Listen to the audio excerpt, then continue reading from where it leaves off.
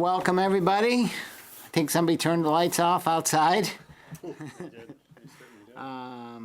But thanks for coming. And I'll call the meeting to order right at 7. Unfortunately, Jeff has a family issue and will be late, I think. That's what the message We think he'll be late, but we'll get started without him. Before we go to the first item of the agenda, I just want to mention something from me personally, I guess. There was some back and forth on Front Porch Forum about the Selectboard and asking questions, and I would like to say that I expect this Selectboard to feel like a safe space where anyone can ask any question, particularly hard questions that other people might be asking. And so hopefully any repercussions from Facebook or other people won't stop us from debating and questioning things so that it's a wide open space here. So that makes for a better select board. A better select board discussion and decision.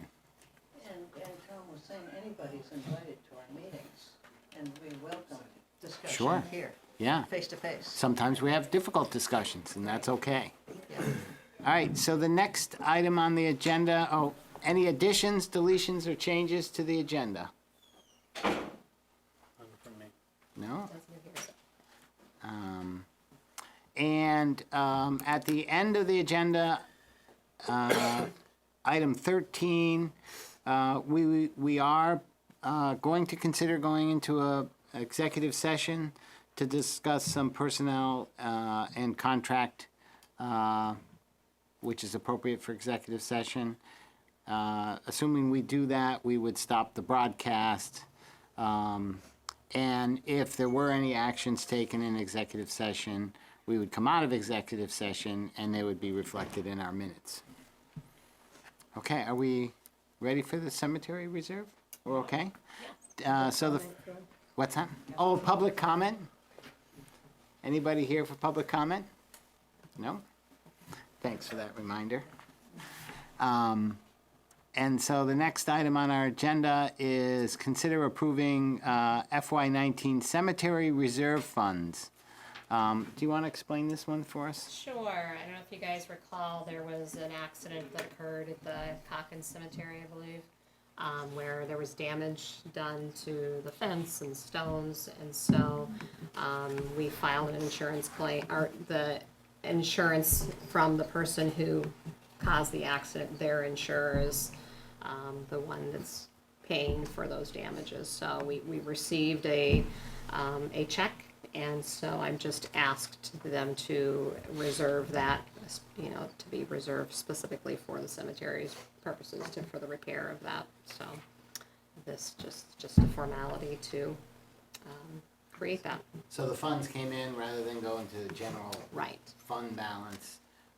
There's a separate line item for this, and how will it be used to fix that specific So they got a quote, so a quote was obtained before to give to the insurance company.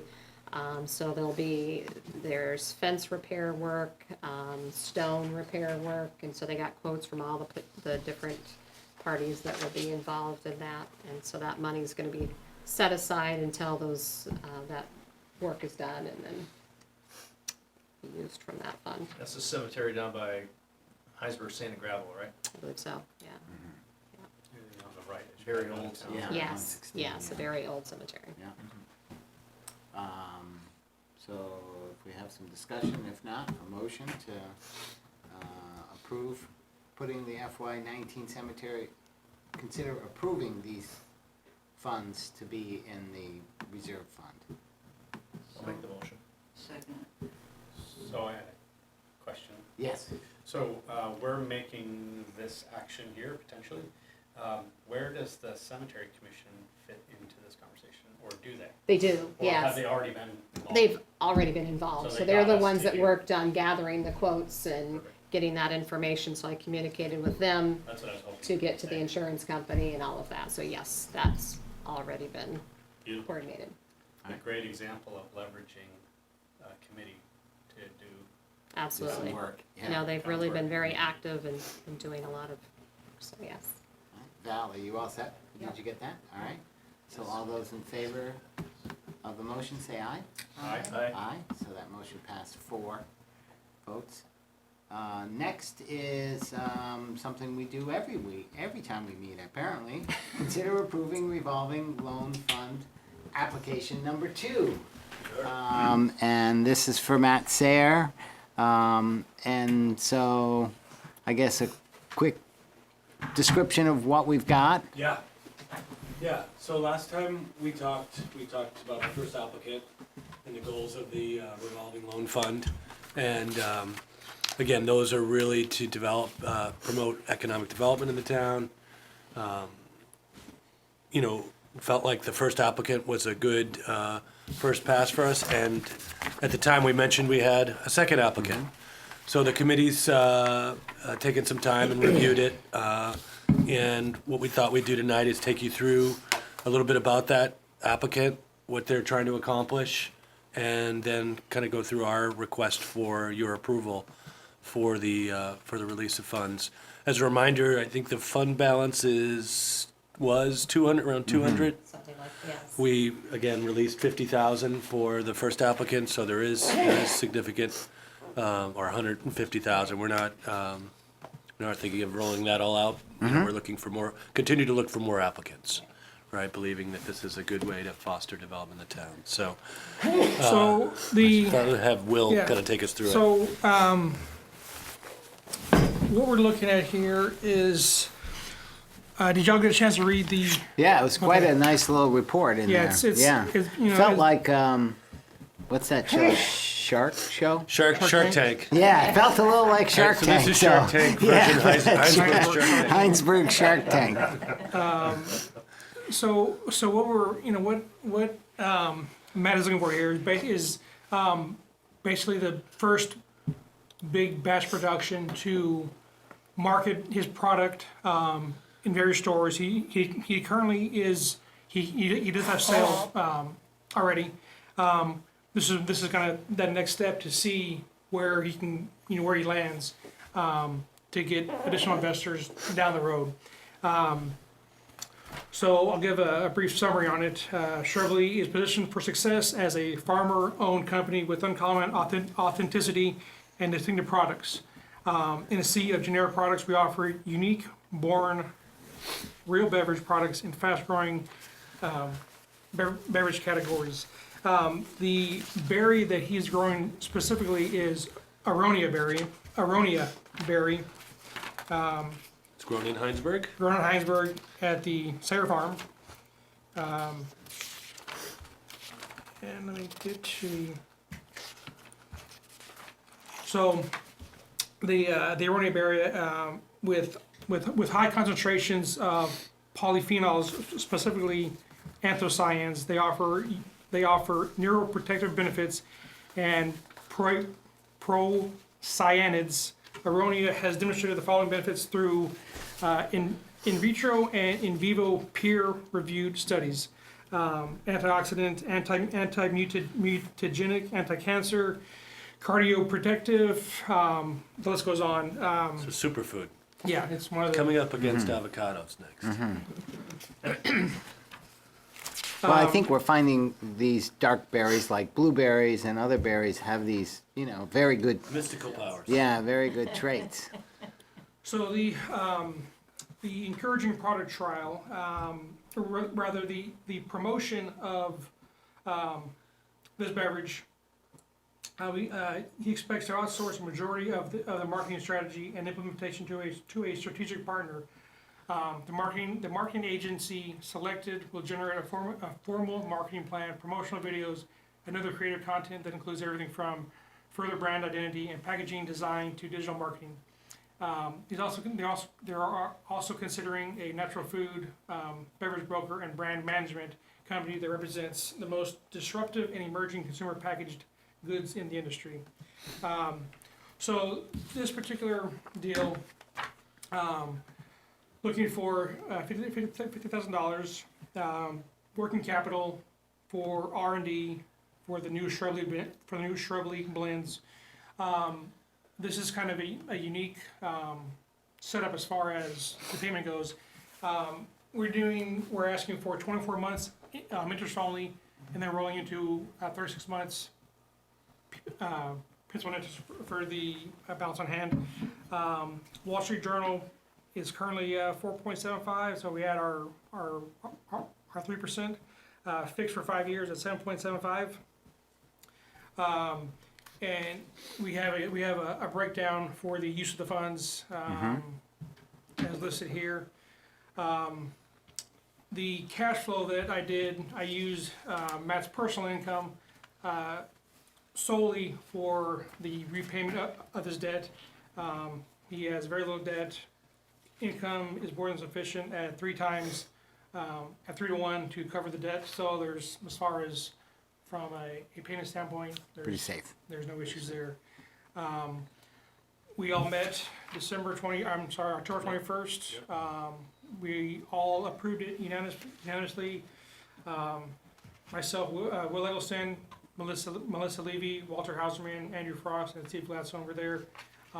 All approved this to bring forth. board. So it's a little different than our first applicant. This is really a startup.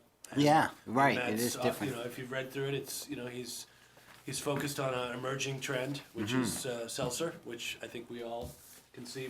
I don't know if you see it, but we all drink a lot of seltzer, and I think it's the exciting part here is use of Hinesburg agriculture and based in Hinesburg, and really, you know, trying to use a unique approach to his organization, fairly lean in terms of how he's starting to start it up, and really get it emerging. So it's a little bit different type of investment for the fund.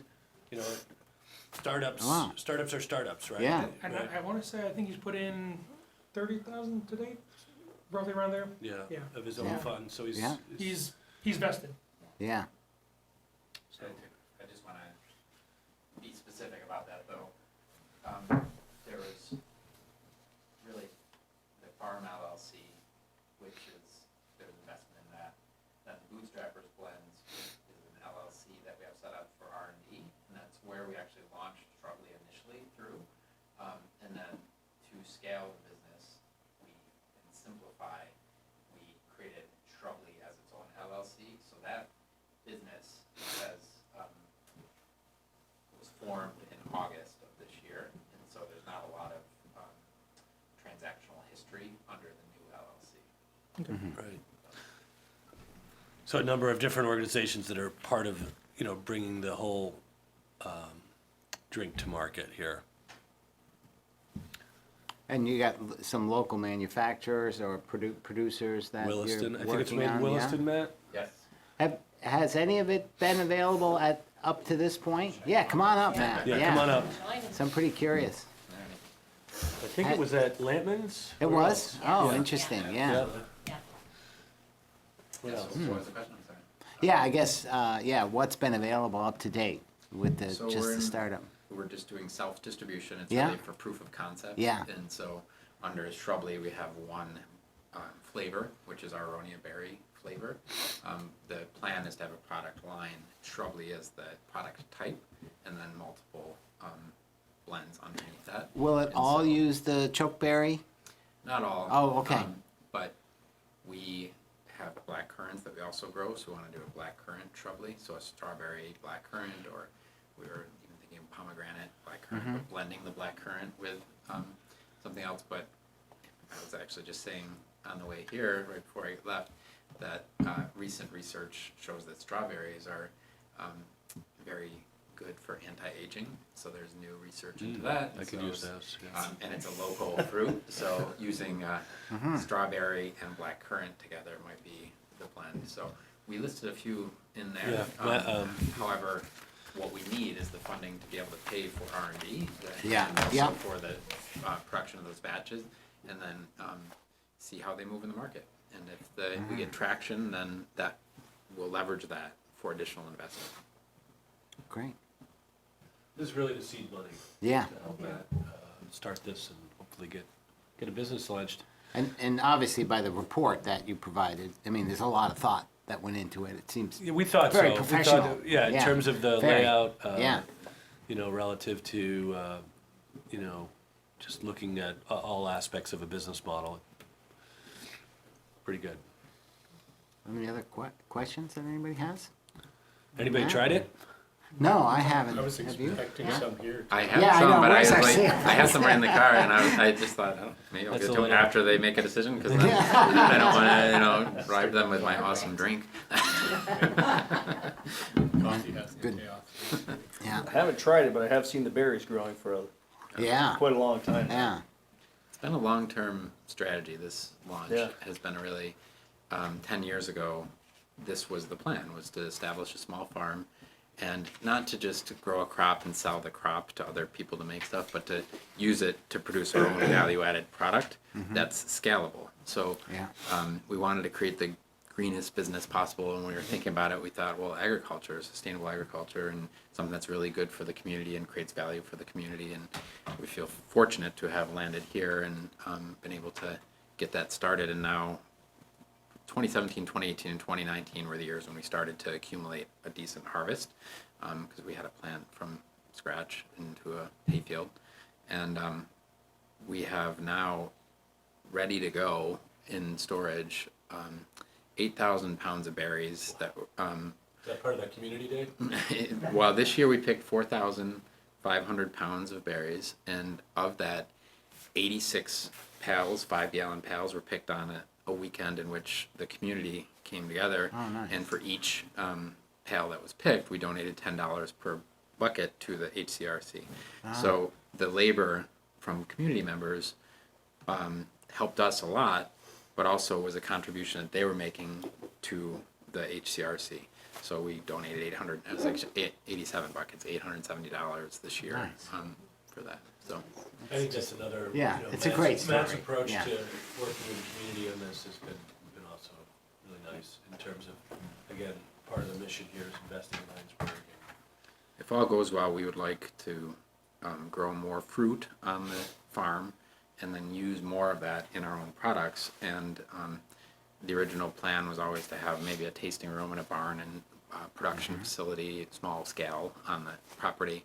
That was an original proposal because it was a Hinesburg Land Trust proposal that we submitted. So it would ideally be something where we'd have our own small production, farm-based, that would hopefully be a good contributor to the agricultural economy here. And then to scale, we still need a bigger facility to can and do all that stuff, but we could at least store and process some of our own crops right in a small scale facility on the farm. Yeah, I mean, and that sort of met some of the land trust work with that land originally, and also some of the rural zoning that's been done to encourage this, Right. this type of Business agriculture. on the farm. Yeah, business on a farm, yeah. Right, so this is kind of Yeah. what you'd hope when some of Yeah. those different moving parts were executed on, right? Any other questions? So we would need a motion to approve the revolving loan fund application, officially called number 2,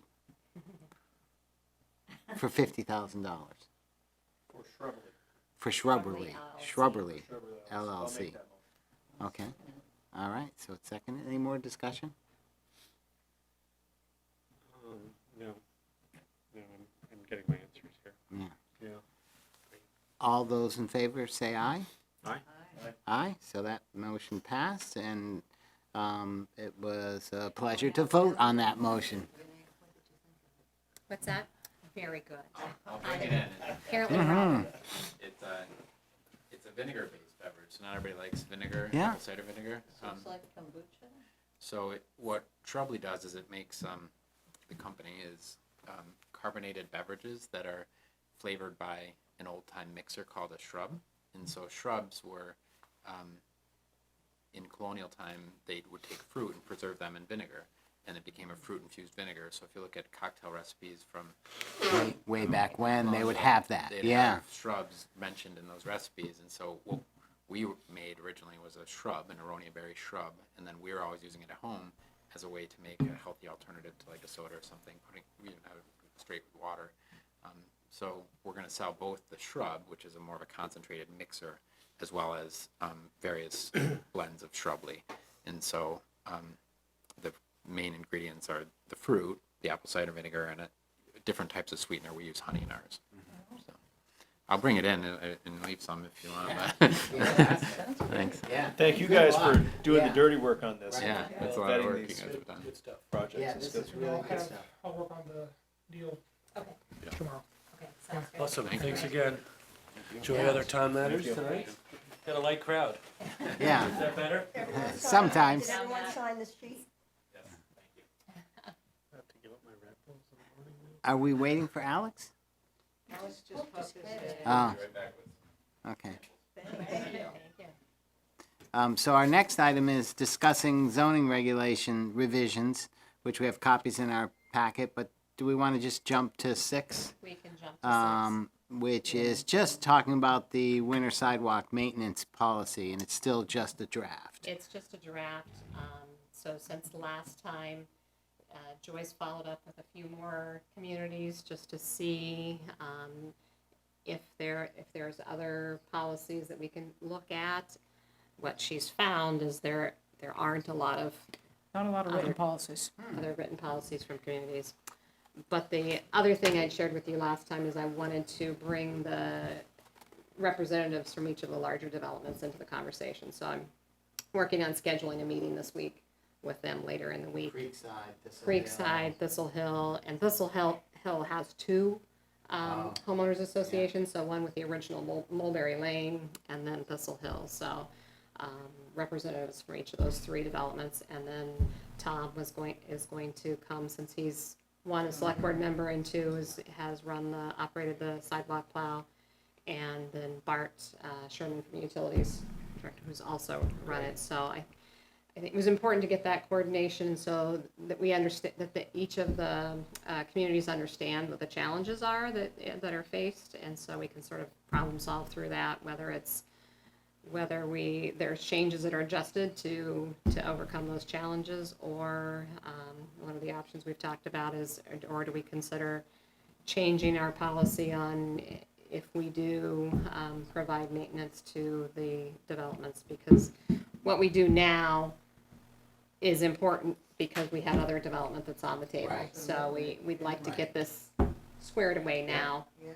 So that's the plan. It would be nice if people are buying a house in a development, to come, they understand, or they can be shown, here's the policy, with whatever it is, rather than just assume something gets done.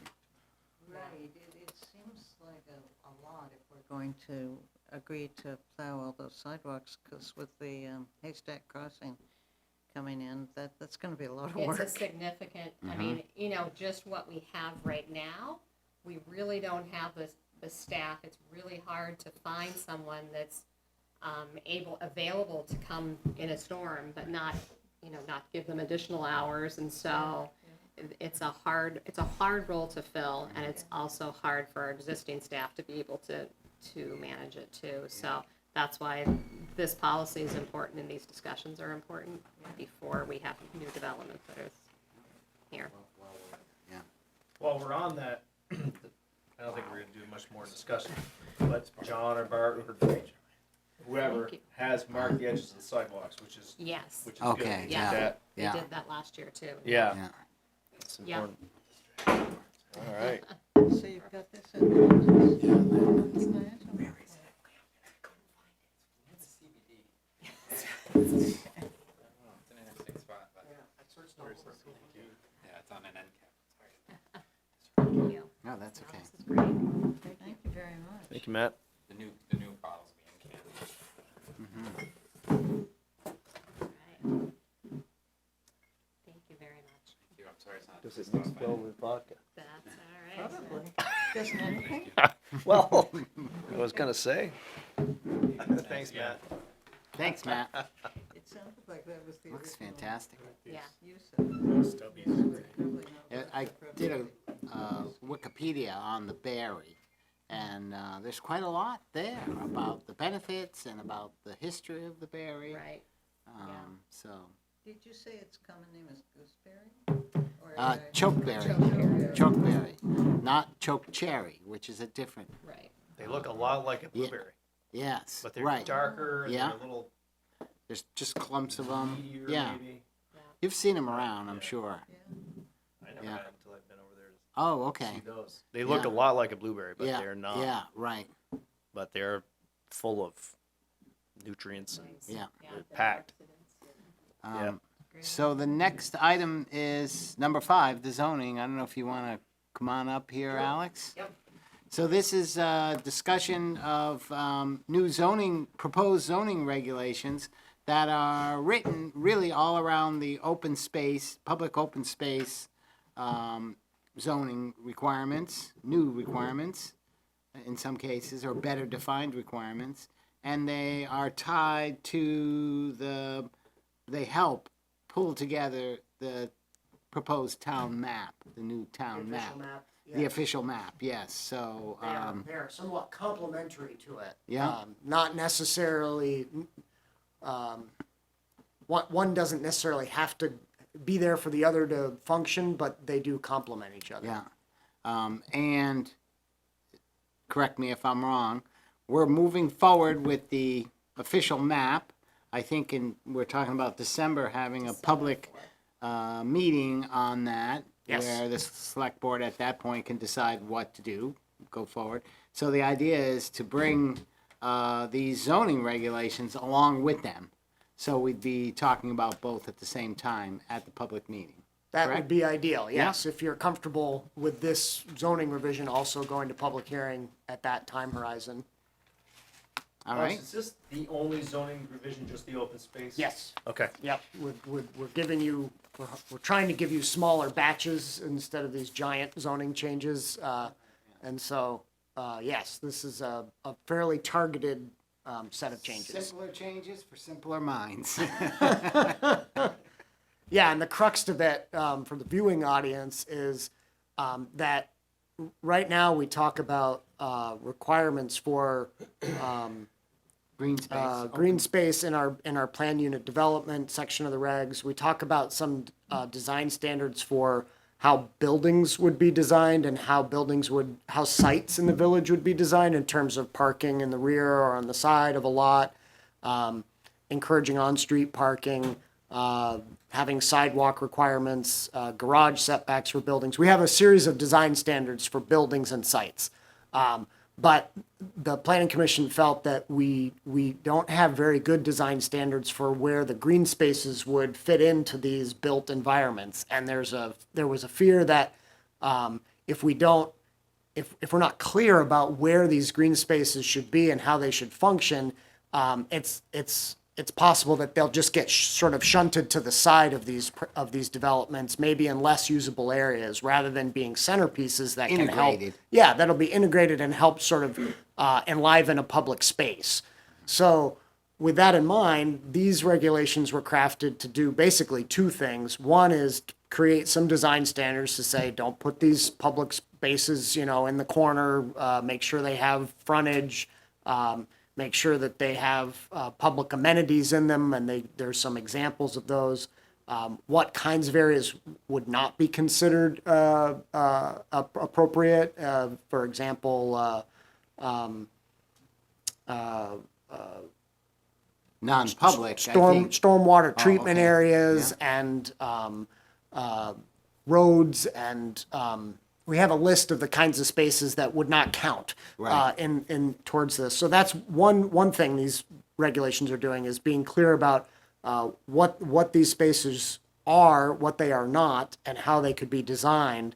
The other thing it's doing, which is significant, and I don't want you to overlook it, is they're requiring the creation of a small amount of them. So what the official map does, and this is the complementary piece of this with the official map. The official map says the town has an interest in this space, whether it's a future road or a future sidewalk or a future park. And it says to a developer, don't put anything here.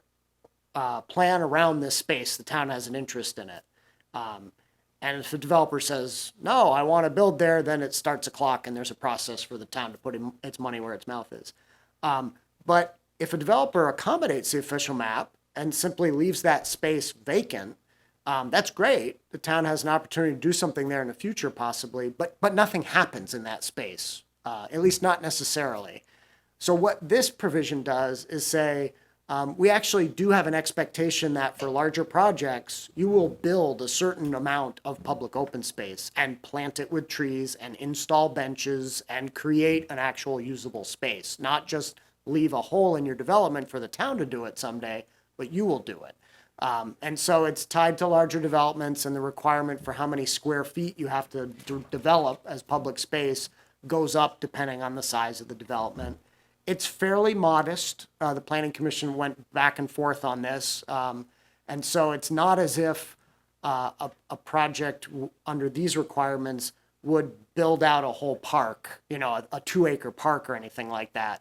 But if the official map, for example, included a park on a particular property and a developer said, okay, I'm going to leave that open for the town, and this requirement said they had to build 6,000 square feet of public open space, they would have the option of building it within that official map element. They would also have the option of building it somewhere else if it works better for their plan. But they are able to sort of leverage that and help the town achieve its goals. So that's what this regulation does. 2 basic things: design standards for these green spaces and a requirement that a certain amount of them get built. I think, and clearer definition of what is sort of expected. I Yes, think. yes. Are some of the requirements, so many square feet, these sort of levels or minimum standards, are those new? Before, was it ambiguous on the size of the green or open space that was expected for projects? So like Haystack right now, do they have these sort of requirements based on the size of their development and how much to put toward this, or what? I mean, I So guess if I for looked projects that are being reviewed as a plan unit development, not a conventional subdivision, there are no green space requirements for a conventional subdivision. If you just plat it out with minimum lot sizes and roads and frontages and you don't need waivers, there's zero requirement for green space.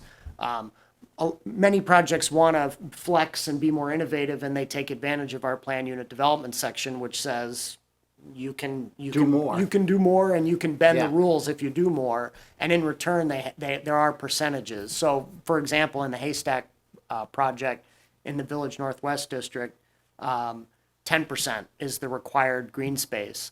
However, the way those PUD regulations were written many years ago, it allows a project to create green space in any number of ways. And so the Haystack project is a good example in which they are creating green space along the stream corridors, riparian buffers, and that's acceptable. And they're able to count that towards the required 10% of their green space. But at the same time, they're also creating this more central green that is not in a floodplain, not in a wetland, is, active, usable, developable recreation or green space. And so they serve 2 very different purposes.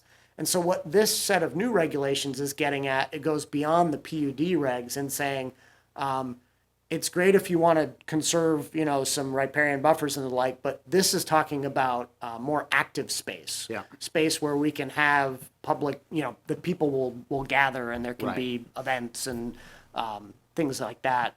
Even physically usable space. Yeah, not just peripheral space that might be beneficial for ecosystem services, or maybe is just not developable anyways because like after Halloween storms it's underwater.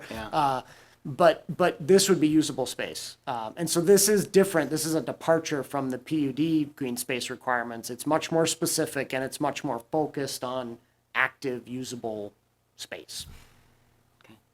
So just to clarify, because that was one of my concerns, it's really not going to be a double dip. We'll just use Haystack as an example, yeah. because they do have the big official map Right. chunk taken out. they could utilize that as part of their 10%. Yes, absolutely. And in fact, since we have that application, in front of us just recently, they effectively would already meet these requirements and probably go beyond them because they are proposing a 1.22 acre central green, and they're not proposing to just leave it Blank. fallow. They're proposing to develop it with shade trees and a gazebo and benches and sidewalk and all that kind of infrastructure interior to that space. So they're sort of an exemplary project when it comes to these kind of regs, wouldn't have much trouble meeting them. Whether we would see that in other developments remains to be seen, and that's why the Planning Commission is proposing this, so that we make sure that all of our projects are exemplary in that regard, and we have very attractive, usable public spaces as this village builds out. So I will say that I looked at the square feet that are being required, and it seems reasonable. Yeah, we tried to give examples at the end so you could get a sense for a size of a project and Yeah. how much space. And yeah, Tom, the Planning Commission, like I said, went back and forth. They wanted it to be a significant amount of space, but they didn't want it to be an encumbrance on a project. Yeah. And they thought this was doable. Unless there's other specific questions, my thought is, it's only 4 pages long. Maybe we could just kind of walk through it quickly. If we have questions, great. If we don't, we'll have at least covered it. Does that sound all right, Alex? Sure. So maybe just like the first page, just a summary of what we're looking at. Yes, so on the first page, there's a new definition for what public open space is. If I've learned anything in my time in planning, it's that you can't have too many words defined. So there's definition. Yep. And then it goes on to explain what the actual standards are, and it starts with when are they applicable, which projects would need to meet these requirements. As it discusses, it lays it out for projects with 10 or more new residential dwelling units, so it's not intended to apply to smaller subdivisions or accessory apartment projects or that sort of thing. It is for larger projects. And for Sorry to interrupt. So, Yep. and it does say, if you put together a little community building or something, and within that is their own little green space, that doesn't count. It really has to be public access. Yes, Yeah. exactly. That's a good point. This is about what will be made available to the public. General public. So the example that I think about is in the Kinney Drugs development, there are 2 little parklets, I guess you might call them. One, they're both proximate to the parking area. One has a couple of picnic tables in it and several benches and is sort of heavily planted. And the other is next to Blue Cottage and the new handbag business. And that has a couple of benches and plantings, and we'll have a large planter added shortly. And those are privately owned, so the town doesn't, maintain them or have rights to them. But they are essentially open to the public in the same way that people can walk into the door of Kinney Drugs. It's a public building in that sense. Okay. So, yeah, that's what those spaces are intended to be. Now, if they wanted to be an association, exclusive area, they could certainly do that, but it wouldn't count towards this requirement. So it also talks about the requirements for new non-residential space. So, if we had another large industrial building like another NRG NRG. proposed, they would also be required to create some degree of public space. So then the next section just talks about the size and location, trying to give as much guidance as possible about where these things should be located within a project design. Again, to try to facilitate community use and enjoyment and not have them be sort of in the back alley or next to the dumpsters or what have you. And it specifies the actual amounts in that table at the bottom of page 1.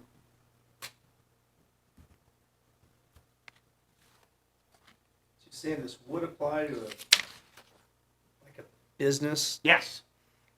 Yep, and the commission talked at length about what should the cutoff be, because there was an acknowledgement that a smaller business opening might not have a real nexus to there being a public space right next to it if it's a small business, and that's why it starts at 6,000 square feet. of non-residential space. So, for reference, the Parkside Cafe and D Physical Therapy, are 3,000 square foot, spaces. So it would require a space about Twice that. that size, to trigger this. Kinney Drugs, for example, is about 11,000 square feet, so that, that would be a project that would trigger this. But, I'm trying to think of a smaller project that would be a good example that's more recent. We don't have a lot of new non-residential additions. I guess the EFG building might be an example. Except I say that and now I'm not sure exactly that what their big. full square Yeah. footage is, but I'm Yeah. pretty sure they're below 6,000 Yeah, square feet. I would think so, yeah. So that size of a non-residential project this wouldn't kick in for them. But potentially, if they were larger, then, they could propose a little pocket park Sure. along the sidewalk or around the back or Sure. something. It's also in this category, I think, that the commission was thinking that the contribution alternative might become more Yep. attractive, where a business is like, yeah, I want to locate here. It's going to be 7,000 square feet. I don't feel like I have the right property to allow Maybe. for a public space, but I'm happy to contribute, to the creation of one somewhere else. Yes. And that's And that's written in in here as later, well. yep. All right, maybe move to page 2, just to, Sure. So page 2 is a lot of words, and again, it's more specifics about how they should be designed. It has a whole half a paragraph on what does not count towards the minimum public open space. That's what I was having Which- trouble recalling. So yeah, which roads and include- access drives and required sidewalks are not. Right, okay, exactly. We, yeah. we want to make sure that if there's going to be a sidewalk on a public street anyways, that the public open space requirement is something on top of that. And also to not have stormwater treatment ponds count, or Occasional utility swimming, infrastructure. occasional swimming pools. yeah. So that's what the first half of page 2 is all about, additional design standards and some specifics and some sort of qualitative statements. And then the bottom of page 2 talks about what we mean when we say public open space, meaning that it's accessible and available to public use, but it doesn't have to be in public ownership. It can remain in private ownership. And they can impose certain restrictions as Yeah. long as they don't nullify the intent. So it talks about reasonable restrictions such as acceptable hours of use, prohibiting certain activities like skateboarding or other things that you frequently see prohibited in these. Doesn't have to be skateboarding, that is, as an example of not, It doesn't have to think be the skateboarding, skateboarding, but that seems to be a frequent one that you see, especially in Yes. urban environments Yeah. where there's a lot of hardscape and Right, it looks right. very attractive to the skateboarders, and so that's an acceptable thing to prohibit while still having it be public open space. And then the bottom of page 2 just goes on about the fact that it could be offered to the town, it's not required to be, and that would be a conversation they'd have to have Yeah. with your board.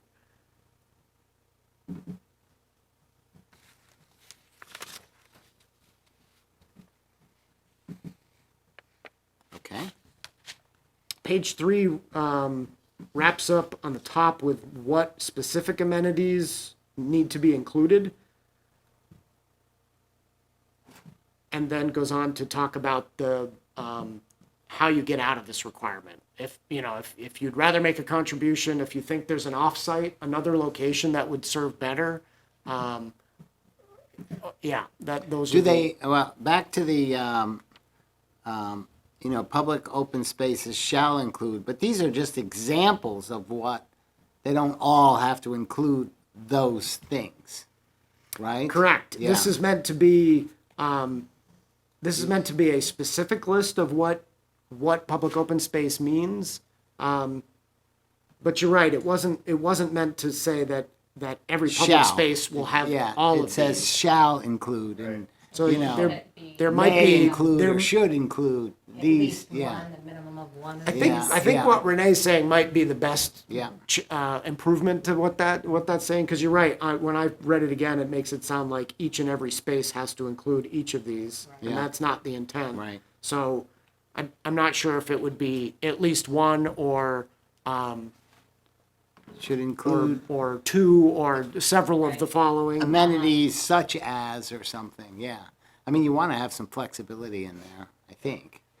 So, I in some agree. places, a bike rack would be perfect, in other places, not necessary, but. Yeah, I think the planning commission's intent was for these spaces to be substantially improved. So not just a small parklet with Couple a benches. bench and a tree, and you Yeah. get to call it a day. Yeah, So there is intent in this section to say, we're looking for a pretty robust level of improvement of the space. But yeah, it was not the intent to have all of these things on every space. So we should change that opening statement from shall include to, At least one of the following. yeah, either at least one of the following, or maybe just generalize to say public open spaces, include the following types of improvements. I like that term, robust improvement too. Maybe that would be a good thing to add. So that, like you say, they're not just, they know they can't just put a tree and a bench and call it a day. Okay. I can modify the first sentence to say that and then go on to say these features and amenities, could include Yeah, any of the following, yeah. or should include several of the following, or something like that. Shall include. Yeah, the shall is nice because then it's obligatory. Right. We just want to make sure that it's not read to mean all of these Right, things. Right. absolutely. Yeah. Maybe shall include one or more of the Right, following. Yes. Yes, you can keep shall in there, but just add.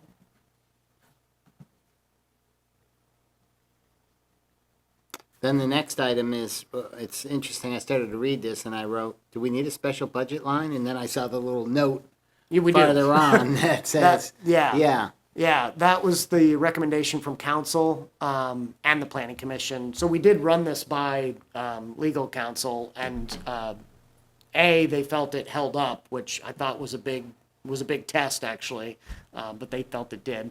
But they agreed that if you're going to adopt this, you do need a fund, Okay. and it probably shouldn't be commingled with too many other funds. Right. So, the way you described it before, maybe if I read it closer, I might see. So if I've got a project that requires some public space, but really it's on the corner of some place that really, ideally is not a great spot. No public people are going to be walking in that area or whatever. It's not that type of a business. So I make this contribution. Do I have to identify where another public space could be done? Or does this contribution go to the town under these restrictions? So potentially you could take that contribution and add it to lot one and, more amenities Yes, there. the planning commission's intent, and I think the way the language reads is that if the developer chooses the contribution alternative, and the DRB agrees that that's appropriate, then they make the contribution, and then they're off the hook. They don't have to worry about where it's spent. It's up to the town to make that decision, and that's why creating a suitable separate fund is important, so that Yeah, it doesn't get siphoned off into, operating expenses or something else, but plowing sidewalks. yeah. Still all noble things to spend Right. money on, but not really the intent of why the money was collected. So you'd be creating a reserve fund just like you just. Yeah, just did like we did for the cemetery. cemetery, yeah. And And ideally other used for communities- infrastructure rather than maintenance or anything like that. That, I think we Yeah. would want to spell that out Yeah. when the fund is created, yeah. Yeah. South Burlington had some issues with that, with their open space fund. And they figured them out, and they do have some robust funding on that front, but over time, their questions like that came up about whether it's for maintenance, whether it's just for conservation lands, or whether it can be used for other sorts of things, so we just want to be specific Yeah. when we set it up. It might be good before we have the public meeting to have at least defined that. Here are the restrictions around that fund, you know? And it may just have 3 bullets to it, sorry. I'm a little concerned with attaching this to businesses coming in, because I don't know how, I mean, a lot of businesses operate on a shoestring as it is. We're trying to promote business in town. And in my opinion, some businesses, I'm not going to say they're their own recreation, but just having them in town is a benefit to the town. And if I look at a 7,000 square foot building, it's going to cost somebody $70,000 to set aside open space. That's going to be a deterrent to a lot of businesses. I mean, a 7,000 square foot building for any type of industrial is not a big building. Right, it's certainly But it's a not big like price tag. It's not like what Hannaford has proposed. It's not like what No. NRG is. It's not that big of a building, and you know, you do that. $70,000 is a lot of money. Well, so that's you're the trying to start a that's the business. contribution alternative. Uh, If they can right. provide for the space on their somewhere on the property or in an off-site location, they can avoid that dollar cost. And I'll be honest with you, that was the Planning Commission's intent. They set the contribution dollar amount to be high so that people would find it much more affordable to just create the space. And integrate it in, I mean, it seems like that might be a better approach, because then you're gonna integrate it into the design, right. the design of the. And I think when it comes to these Wow. larger projects like Haystack or maybe what Hinesburg Center has looked like, it's easy and it makes sense. It is when you have a singular project and maybe it's a a commercial or light industrial project on an existing lot or one smaller lot, where that question is a good one. And you're not the only one to ask it. Mitch, actually, when I ran this by him as our development review coordinator, had the very same comment. He said it seems like it might discourage business development, and that's something that we're always saying is hard to get in Hinesburg because we're such a residential magnet, but we're not Yeah. sitting next to an interstate Right. and attracting Right. business the way Williston does. Which is, yeah. Which so is- So I what wanna would be minimize the concern. requirement for like Hannaford's at 33,000 square feet? 36. 36. Yeah. So $10 a square foot. Yeah. Well, if they chose this piece. Well, so if they chose to simply provide the open space, it would be 15%. So 3,600 and 1,800 is 5,400. So so 5,400 square feet of open space. And what they actually proposed for a farmer's market sort of venue, I don't know if it would meet that. 5,400 square feet of space is not very much. We did when we did the stormwater assessment, and we said any new impervious surface over 10,000 square feet would trigger the need for more stormwater permitting. We used the parking lot out here as an example. So our town hall parking lot, not the park and ride portion, Yeah. but just the town hall parking lot, is about 10,000 square Yeah. feet. So think of Hannaford providing a public open space that's about half the size of the parking lot. Yeah. In my mind, that's not hard to do. Yeah. For I mean, a they project could, of that magnitude. for example, they could have made a parkway along the sidewalk there. Right. Instead of a pocket park, maybe a longer one might do Or they that. could have, made the argument that what they were setting aside for a farmer's market met that Was it? requirement. I think some of these design standards were written so as to prevent that actually, because it was in the back and next to the dumpsters and all the rest of that. But they could have redesigned it and put it in a slightly different location that would have met this. So for a larger project, again, the planning commission didn't feel it was too onerous, but maybe for a smaller project, Yeah. on a smaller lot, what would be a good example? Maybe, I know the Giroux family, has interest in eventually redeveloping some of their 116 frontage. I was thinking the exact same spot. And the planning commission has been pushing for maybe changing the zoning to allow more multi-story mixed use, and the Giroux family came in when we had that conversation and said, well, our vision is different. We think this is a good place for more business, light industrial work that sort of complements what our metal fabrication is. And so those lots are not huge. And where the blighted building is, if that were to come down and a new business were to be built there, I could see that being something in the neighborhood of 8,000. Yeah, 8,000 square feet of Right. space, which would then trigger, let's say it was an 8,000 square foot building. They'd have to create 2,000 square feet of public open space. Again, 2,000 square feet's not a lot. It's a fifth of the parking lot outside. So I bet they could do it, but if they wanted to buy their way out, if they didn't think it was appropriate and they wanted to buy their way out, let's see, what would it be?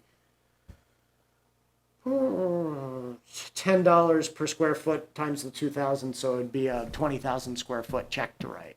$20,000 check to write. So that's a significant, I thought it was $10 per square foot of the building. right? So if So it'd be 80,000. no, it's not of the building. Sorry, it's Of not the of the building. requirement of the open space. It's $10 per square Okay. foot of what you would have been But still. required for open space. So it's a much smaller Oh, percentage that's than the better building. at least. But it's, it's still a sizable check to write. Right. 20 grand. 20 grand.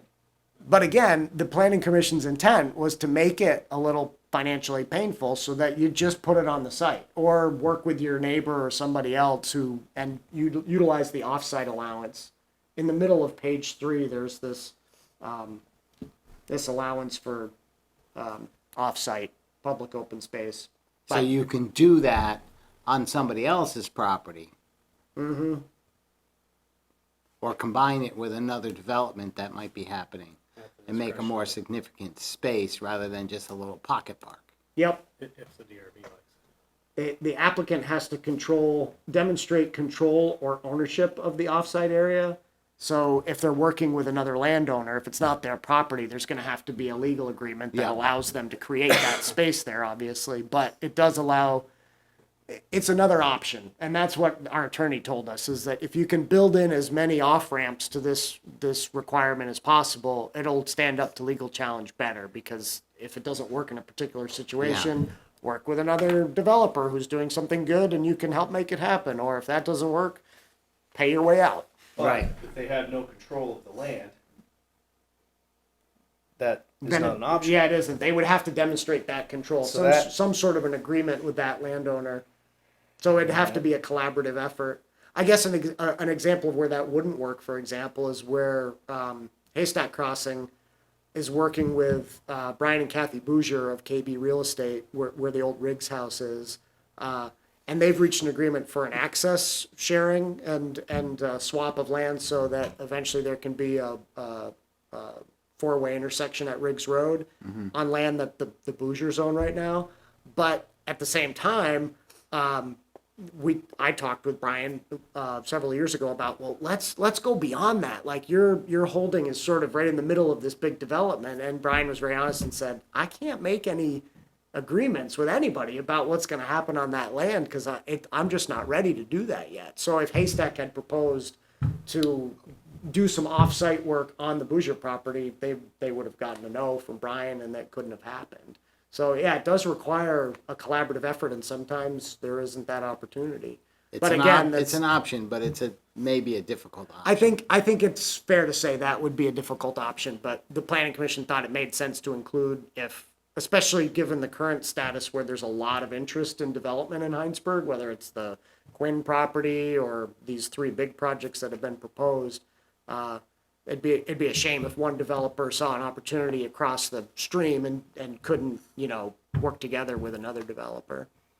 I mean, I could see amending that to read another developer or the town. Just having another developer that you have to deal with, because there's some lots that it's just not going to accommodate public space. Right. Some Right. businesses where Right, it's I just think not that's gonna gonna make happen. sense. That's why you need this option. It's just, like I said, how many little pocket parks do you need, right? I mean, because in a lot of places, that's all you're gonna be able to do is just add a small little space that nobody's gonna use maybe. But if you were able to add that to another place and make it better, like Lot 1, Well, that's what I'm saying. Include Yeah. the town as part Yeah. of, so, we'll call it a landowner. yeah, I mean, so that offsite allowance, there's 3 options here. Do it, on your property, incorporate it into your design proposal. 2, you just donate it to the town to be used for such purposes. or 3, coordinate with an off-site and do it off-site. Well, if you said for the town, that would be maybe less expensive than just donating the $10 per square foot. I think the way this is worded, the offsite allowance, it wouldn't prohibit that offsite improvement to be on town property, but it is pretty tightly worded at the end there. That last sentence says, an applicant proposing public open space outside of the project area shall demonstrate control or ownership of the offsite area by submitting draft legal documents, for example, easement deeds, warranty deeds, agreements, etc., with the request for an offsite allowance. I'm not sure the town would want to grant somebody No, else no. control and enter into such an agreement where they had some sort of exclusive control. So maybe we could soften that last bit to make it easier for it to be a partnership with the town, or to make the partnership with any landowner, town or otherwise, a little bit less rigorous. I mean, the intent, of course, is we don't want someone to say, oh, I'm going to go make this agreement with my friend and then just never do it. We want it to be real. Yeah. And we want the applicant to have enough control over the offsite property so that they can make the improvements that they are promising. That's what distinguishes it from the contribution alternative. The contribution alternative is, I just want to pay my way out of this and somebody else will figure this out at a later date somewhere else. The offsite allowance is still the developer committing to build that open space. They're just doing it on somebody else's land. And Well, I was kind of, had the two jumbled up. in Yeah, my head. and so potentially that could be a less expensive option, and they could approach the town. And again, my example of lot 1, how about if, here's what we're trying to do, how about if we do this to lot 1? You know, not Yes. develop lot 1, but to put a gazebo in or Right, and something like that. You would think that would be far preferable for a developer to say, wait a minute, the gazebo's gonna cost $7,000 to install. And I can either do that or I have to kick in $20,000 via this contribution alternative to some unforeseen thing. I want to do the real thing. But the hitch in that, of course, is that this is happening during a DRB review, and so that applicant's going to have to enter into an done agreement. that ahead of time. Yeah, Yeah. exactly. And Hi, Jeff. not to throw stones at you, but if it's this board that they're going to have to get that agreement from, that's a hard thing to get an agreement out of you guys on stuff, for improvements on public land. And rightfully so, because, you're a deliberative body and because you usually want community input. And to get that on what a developer is asking to do on that town-owned land, can take a good deal of time. Whereas I think a private landowner who's making a deal with another person, it's a single person who's like, sure, you want to throw in, a little pocket park on my land next to yours? Great. The answer is yes, I'll sign on the dotted line. So it wouldn't be, maybe, I don't think it would be bad to, in this offsite allowance, to just improve the wording to allow that as an option. Again, it may not be the easiest option, but it's just another option. Just write the town in Yeah. as an Yeah. option. I think that would help clarify it, because as I said, rereading this, it doesn't preclude any particular landowner. Could be private, could be the town, could be the church, could be anything. But specifically including, saying this includes the town, I think would be good. And might help those kind of public-private partnerships happen, which would be great. It's always good to have a kitty, a pot of money to go do stuff too, but Right. maybe it'd happen faster if we just entered into agreement and Yeah, as a part and of if their it's build out, they just maybe built this it. town property's closer to their development, and, would enhance that actual development. Okay, I'll add an explicit mention of town property, or agreements with the town being part of this offsite allowance. All right, and then page 4 was just some examples of calculating the, Yeah, thought it would be helpful to have that actually there so people could wrap their heads, like Tom said, around like, well, how much would be required if I was a new business, or what would be required if I was smallish residential project or a big monster project. Here's what I'd propose. So I think you've got three ideas from us. Don't make me repeat what they were. I think changing the wording on the shared, going to somebody else. Yep. I think Shall. the shall, Yeah, right? top of page Thanks, Tom. 3. Yeah. And sort of a bullet list to help better define this fund that the select board would, reserve fund, that the Yes, select board and would create. yeah, and it could just be 3 items. Boom, Right. boom, boom. Keep it simple. Yeah. We don't have to get it exact, but just so it's pretty clear to whoever's reading it. Yep. And if we go to a public meeting. So my proposal would be that you make those changes. Yeah, I'm and then comfortable send making us those changes. send us a copy of it. Okay. And we could bring it up at a select board meeting and say, is everybody happy with the changes we made, or or let us know if they want to have further discussion, and if not, we can decide to move forward or not. You can send it to me ahead of the November 20th meeting, that way they can discuss it then, and then Yeah. they're still. So I'm happy to do it that way, if that's what you like. That's the more deliberative way to do it.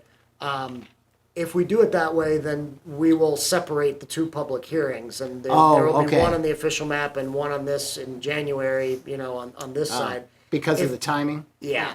Oh. If you trust that I can make these changes per your instructions, and then acknowledge the fact that you can get more feedback on them at the public hearing, and if these were not appropriate, we're gonna churn on it some more, then we could still sync up these hearings in December.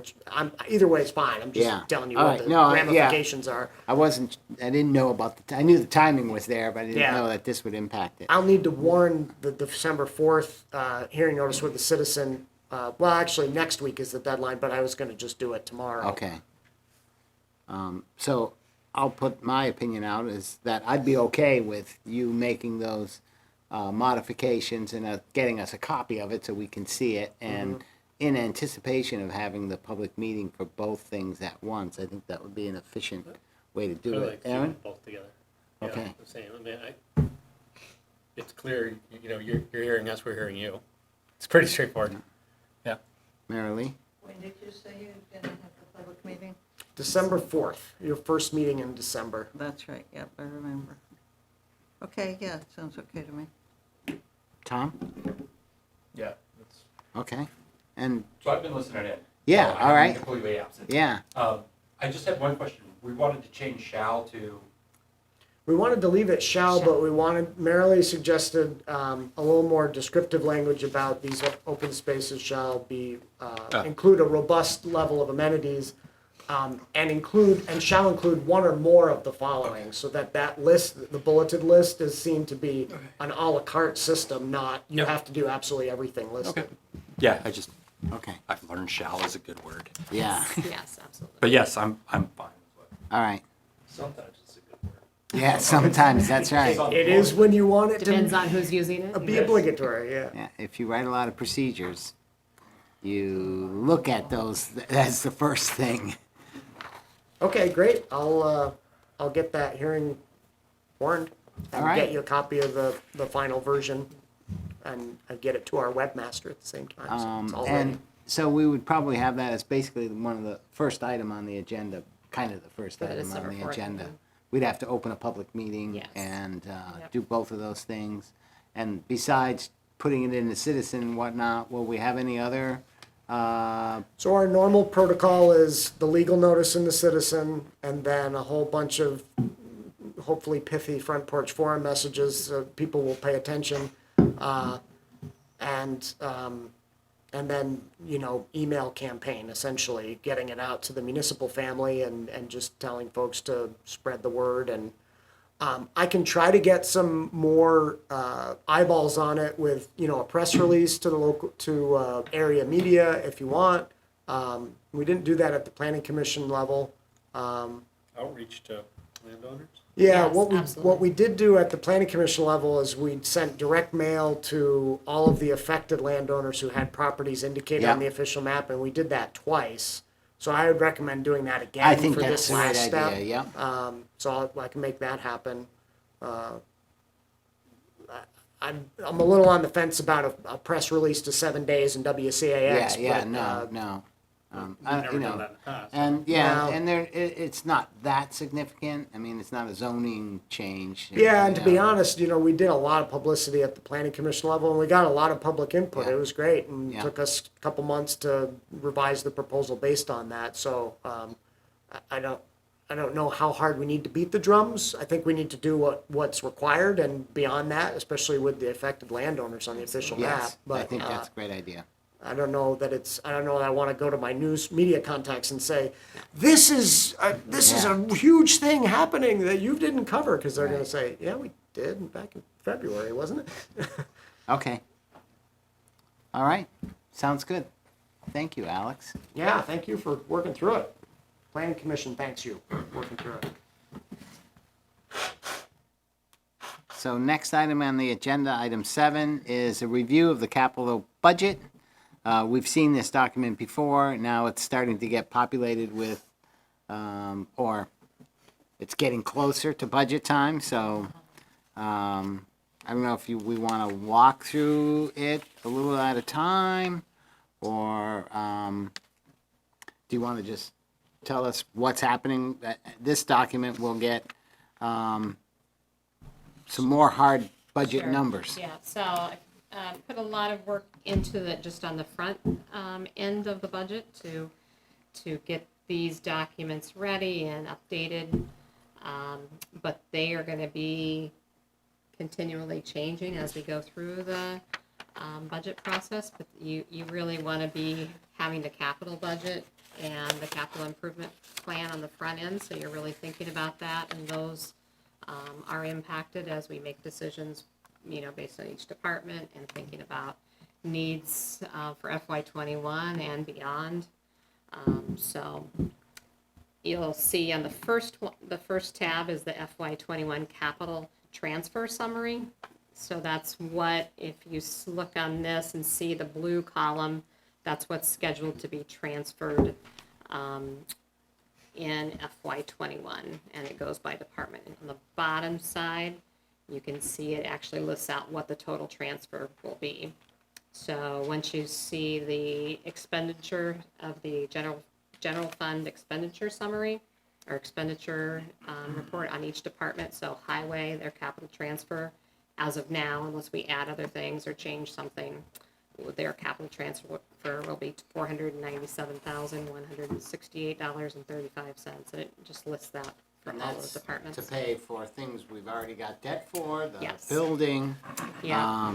any vehicles that they've done, and anything we're saving up for. Yeah, and that has been what the trend, and what I talked with you guys about last year, is to really start thinking about saving it in advance for things. I think we kind of moved away from that when the interest rates had, so when we were finding that, it was better, we were getting better prices for leasing and those things, but now, I think it's time to really start thinking ahead and saving towards either, replacing vehicles or equipment, or, other things that we want to do. So we made good strides toward that in the I last think, budget year. and I think last year we kind of turned a corner just a little bit. Yeah, and so I think we need to continue to grow on that and be looking at the capital budget, thinking about other things that we want to add, focus on, looking at the town plan priorities, and seeing, just sort of really kind of reviewing all the documents that you've had in front of you.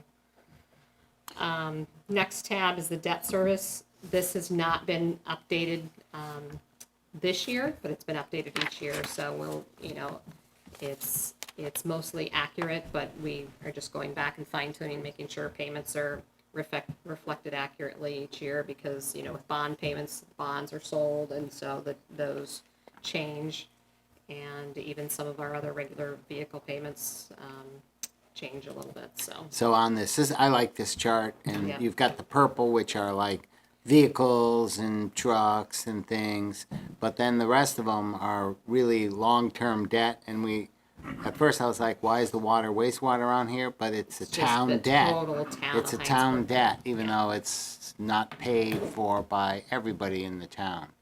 So, really focused on this because however many years ago, at town meeting, there was this big debt service. How much do we owe? Of course, since we've been so prepared, this hasn't come up, but we'll just keep doing it. So That's then, helpful. the next tab is the capital improvement plan. So that goes out with, so on here is the current year that we're Yep. in, and then FY21 again is in blue, and then it goes out, so. it's- And I was hoping we could at least maybe go over this section, sort of Absolutely. page by page, just kind of go through it quickly. So the first one is the highway, and it shows, obviously, the building is the biggest expense, but it shows us putting some money away in anticipation of a couple of purchases. Yes. A new dump truck and a new tractor. Right. Um, So And that's when then you we started also- it last year. You did. And we also have the screen plant, which I think we kicked down the We- road 1 year. Last year was So- going to be in it, and you kicked it into this year, so Right. I've included it in Yeah, so this year that's right sitting now. there That'll be, as an investment. yeah, And of course, we'll go over the justification for that, I think, with Absolutely. Michael. But, and let's see, this one for some reason didn't add my change. So what you will see on there and is on a different version I have. I added the mulcher. We had set 5,000 aside. What he ended up doing instead, because the pricing on the mulchers were Right. different this year, so he came to you to get the debris blower, Yes. leaf blower, and so he used that 5,000 to purchase that this year. And so this 5,000 is now going to move to FY21, which is, I have that in my I think he was spreadsheet. at hoping home. to get one at a better price. Yes, hoping to get one at a better price. And let's see, yeah, this doesn't reflect, I don't know why this one is on here. The paving. Doesn't reflect all the paving schedule, Right. so on the narrative, Well, the next tab shows more of the pavement scheduling. right, so I went through, at the end, there's also a narrative. See that one here? Yeah. Anyway, there's, I met with Mike and mapped out when the paving sort of schedule is planned, and that's always adjusted because, sometimes some roads tend to wear out, faster than others, so he's made adjustments, but we budget for the 250,000, and then when we can apply for grant funding from the state, we add that to it. So, like, year is a good example. He got a good price on paving and was able to do extra than was planned. And so each year, that's the goal. And we want to, do at least 2.3 miles of paving each year, but sometimes we're able to do a little more than that. That's on a 10-year cycle, right? Yes, typically a 10-year cycle. Some roads, again, are needing it ahead of that, but I think that's one approach when we get a good price in that, okay, well, we can do a little more road work. Another approach is to say, we'll do what we are trying to do each year and take that savings and apply it to the next year. So there's two ways to look at that. yeah, we have to use highway funds, so we can't take the grant money and say, we've got to use, the highway funds have to stay for highways, so they can't go Right. back into the general Right, funds. no, I get that, Yeah. yeah, but it could be applied to the next year. I think what Phil is saying is if we got the paving grant we're talking about, right? Uh-huh. If we got the paving grant, we wouldn't have to use necessarily money from our general fund. That was the mistake we've done in the past, I think, and so, what we've changed to is using the full 250, and then any grants we get on top of that, we do extra with. Well, I guess it makes sense if you Yes. have paving that needs to be done, but if you Right. don't, Right, that's the point But I'm they making. aren't- It's like, you know, well, I think you could look anywhere and say, gee, let's redo this road Yeah. because it's getting a little, I think the point is, to apply, and this is where we want and need Mike to apply it, say, yeah, that road looks a little bad, but we'll do it next year. And just because we have a little extra, because the pricing of paving is now low, doesn't mean, instead of doing 2.4, we'll do 6. We might take that 0.6 or 0.4 and keep it in our budget for next year and apply it toward next year. So what I also mean is those funds, the towns we aren't supposed to be doing that. The grant money isn't supposed to be in place of town funds. The town is supposed to, do a percentage, and then those grant funds are on top of that. And if the price of paving is low this year, why not take advantage of that? Because it probably isn't gonna be low next year. It's Well, he probably gonna- did, he did. He did. Yeah, he did. But what you're saying is don't spend it all. Well, save I'm some saying for there's next 2 year. ways to approach it. So if you don't spend it all and you save some for next year, it doesn't sound cost effective to me because the prices are gonna be higher. Maybe. Well, what we're saying is Or if maybe your something doesn't taxes need- will be lower because we won't need as much money next year. Maybe. I mean, I think Mike did a great job this year. Yeah, Covering yeah. the extra Commerce Street, Yes. I think was an Absolutely. extra. Yes. Yeah. in the It end of- was. Right. I mean, And it Commerce definitely was needed it. needed. Yes. And Yeah. I would take, Mike is gonna Right. determine what needs to be done. But I think the point Phil was making is, if we don't need to pave it, we don't need to spend it. Yeah. Right. And You I can don't think hold he's off. done anything of. No, No, no, no, right. and I'm not implying that Right. either. No, Yeah. Commerce Street definitely needed to be done, and I don't think it was on the schedule for this year. No, But it it's wasn't. certainly great that it got done. Right. One was of the due. advantages potentially to kicking forward within the highway fund, Uh-huh. not, Yeah. commingling with the general fund, but kicking forward some money that you didn't spend, is that in the next year, you have more money available to spend more. And one of the issues that frequently comes up in my office is, what is the town doing to enable more non-vehicular use of our paved roads? And generally, it seems like every year the comment is, all we can afford to do is pave what we got. We can't widen them at all. It's way too expensive. But, if there's a way to move money forward into next year, and then the paving for that year allows you to extend the paving an extra foot, or add do some additional work, that might be a benefit to. So there are paving reserves. If you look on here on Yes. the left, and in the blue are what's the reserve fund balances as of June 30th, 2019. Yeah. So that happens each year, and so, we may, instead of having the town put 250 transfer, we may be doing less than that. But 250 is what, we either use 250 full, or we take some from the reserve funds to be using towards projects. Yeah, and so. Doesn't mean you have yeah, to spend Right, money. and so, yeah, and I'm not dissing what we did this year. I think Commerce Street was appropriate for sure, and it seemed, an appropriate time. But I'll put the same argument on the police vehicles, where it says, hey, every, whatever it is, 4 years, we're replacing the police vehicles. Well, if we can get another year out of a police vehicle, we should be doing that, and not just replacing them because that's our schedule. In the same way, the paving, we have this schedule, we've been following it, it's working really well, but if we have an opportunity there to save a little bit, I think we should be doing that. And if we have an opportunity to, and I've had this discussion with the police folks, because I have that, if we have a chance to kick one of these one more year, squeeze more out of it, then I think that's what we should do, because personally, that's what we would be doing at home if we could. Obviously, there's a time when you gotta buy a new vehicle, because it makes total sense, but if you can get another year out of it,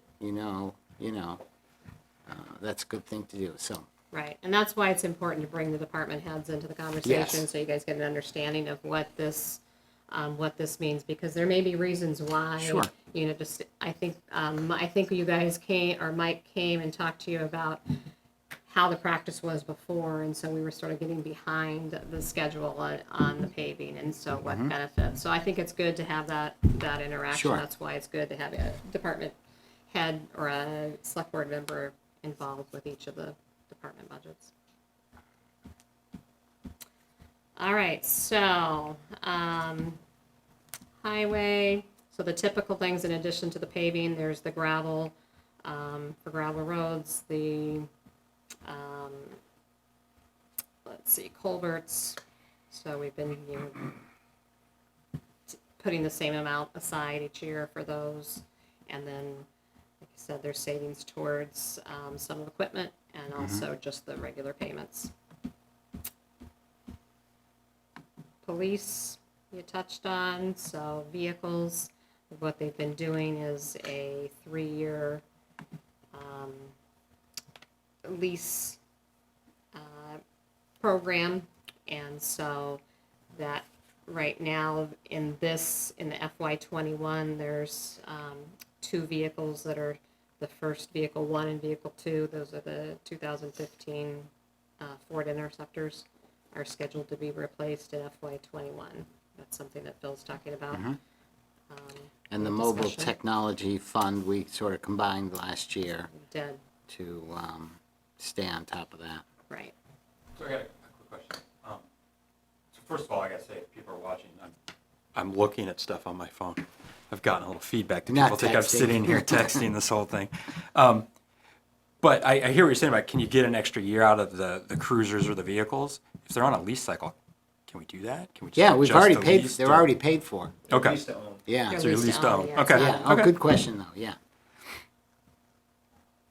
So I think the reason that they went to that, one, for the interest rates, and 2, they were finding that, maintenance costs were increasing the longer you held on to it. So they just got into that replacement schedule, and it allowed to continue on. So those vehicles, the last payment is in FY21. With the lease, you can replace them in FY21, but you don't start paying until FY22. So that way there's not a doubling up. There's just 2 vehicle payments at a time. Yep. All right. Fire department, last year, I think they kind of talked about a little new revised capital plan. That's when they were coming to you and talking about, potentially an ambulance and those things. So this is just reflective of where we left off last year.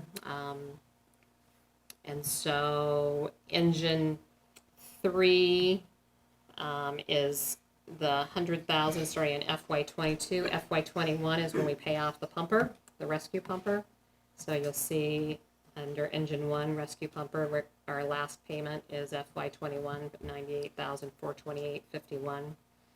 And so that the plan last year, the discussion last year was to take that same payment, basically 100,000, and start applying it towards the replacement of engine 3. Renee, So which one of these is the aerial quint? It's that we not, talked we about? it's don't not have on there one. yet. Okay. that is, but is that engine 3 though? It wasn't engine 3. I'm trying to remember. I don't the think so. picture. It's a potential one farther down the road. So go back and look at the A notes. few, on his- couple of years ahead of us. I raise it because The in the, ladder truck? yeah, Yeah. in the narrative, it talks about the future fire station Actually, building, and the narrative says, later date, but has a number, I think, and Yes. time uncertain. But the quint truck's not in the narrative either, and our impact fees are based on both of those, so I think we want to have them I think mentioned somewhere. it I just was- couldn't find it in the Yeah, narrative. and you know what, and this is not the same one that I was working on and updating, so I'm wondering if somehow that didn't get in there. But anyway, it is in the one that I was Okay, working as long on. as it's somewhere, we just want to be able to point to Yeah, it. If that would somebody be a says, good "What are you thing, collecting yeah. impact fees? Right. What's based on?" Yeah, We no, can I say it's was- in the capital budget, it's Yeah, for a ways yeah. off. But Yeah, no, I made sure to include those things. All right, so, The personnel that was talking about needing, that's not in this budget. That's not somewhere that would be else. capital, Okay. yeah, right, that would be in the regular general fund So, budget. unlike the police department, it is a lease to own where they get the vehicle and then they pay it off. This is, we're saving 100,000, so like in, This what would is- it No, be, this would be the 24 first- when the this- truck would come in? That's the first payment. You're Okay, so they saying would have the fiscal year truck in that 22. fiscal year. They'd Okay. have it in their hand and Yeah. I wasn't sure if it was a, save, I got my 300, go It'd buy be a in, truck. it'd or- be in blue. It Yeah, would be in blue. Yeah. Well, Yeah. we're, if we yeah, I were mean, we're saving. trying, they're also trying to start saving ahead. So no, I'll it's have to in red, review you're my right. notes from Yeah. that last year. Buildings and facilities, again, the focus was to really start taking care of what we have and buildings. Yeah. So we put more money into our sidewalks, 10,000, acknowledging that still wouldn't be enough to take care of based on the capital improvement plan that Tyler Billingsley Yeah. provided to us. I think I talked to you last year about, the thought of rather than applying fund balance to offset the tax rate, let's use that fund balance and actually get some of these projects done. So we could take that entire capital improvement plan for the sidewalks and perhaps apply, 100,000 or whatever of fund balance and get that taken care of. That would, one, it would get us better pricing from a contractor rather than small piecemeal jobs. And it would take care of fixing that bridge, the pedestrian bridge, Yeah. in addition to the sidewalk pieces. So that's, as I noted, to continue to discuss this year. If we were to do that, we'd have to put it in front of the voters at town meeting. And they would have to approve using the fund balance for that purpose.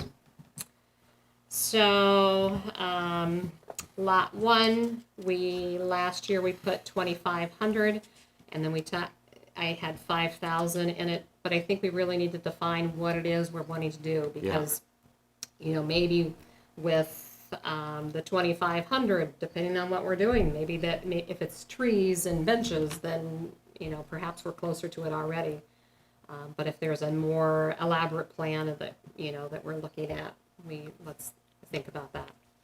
So has the planning commission settled on anything? Because there was the pop-up park and Yeah, no, the answer is no, and it's actually not really the planning commission Right. that's been spearheading that, it's been the planning commission chair, Maggie Gordon, with my help. And our idea is that we would continue, the planning efforts in the coming year. We're thinking of applying for a small grant that would help us do a design charrette maybe during the mud season. So we could bring people into the town hall and have a tabletop exercise with little models that people could arrange and come up with an arrangement that then we could bring to your board and say, this is what, at least some community members feel would be a nice improvement. And then we would know, as Renee said, whether in next year, we maybe just want to plant 5 trees, and the year after that, maybe install 4 benches, and, sort of do it a little bit at a time. But I don't think we feel like there's consensus about exactly what should be in there, even though the pop-up park got a lot of good feedback. Tyler Billingsley's been nice enough to just donate some of his time recently to help us understand drainage patterns on that property. We thought that it would be important to know that before we start making any improvements.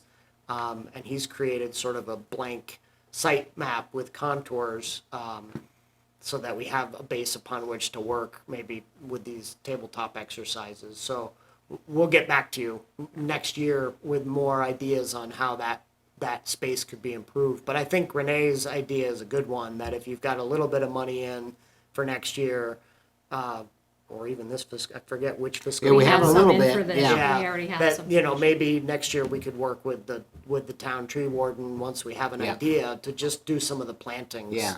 And then work at it over a series of Yeah. years. Can I just throw something out? I've been on this board for almost 8 years now. We've been talking about Lot 1 since before I was on this board. Yes. It just seems like it's not that big of a project. Yeah, Right. you want I to mean, start doing something? Yeah. Yeah. I mean, you've got the village steering committee. I'm not sure if they're active.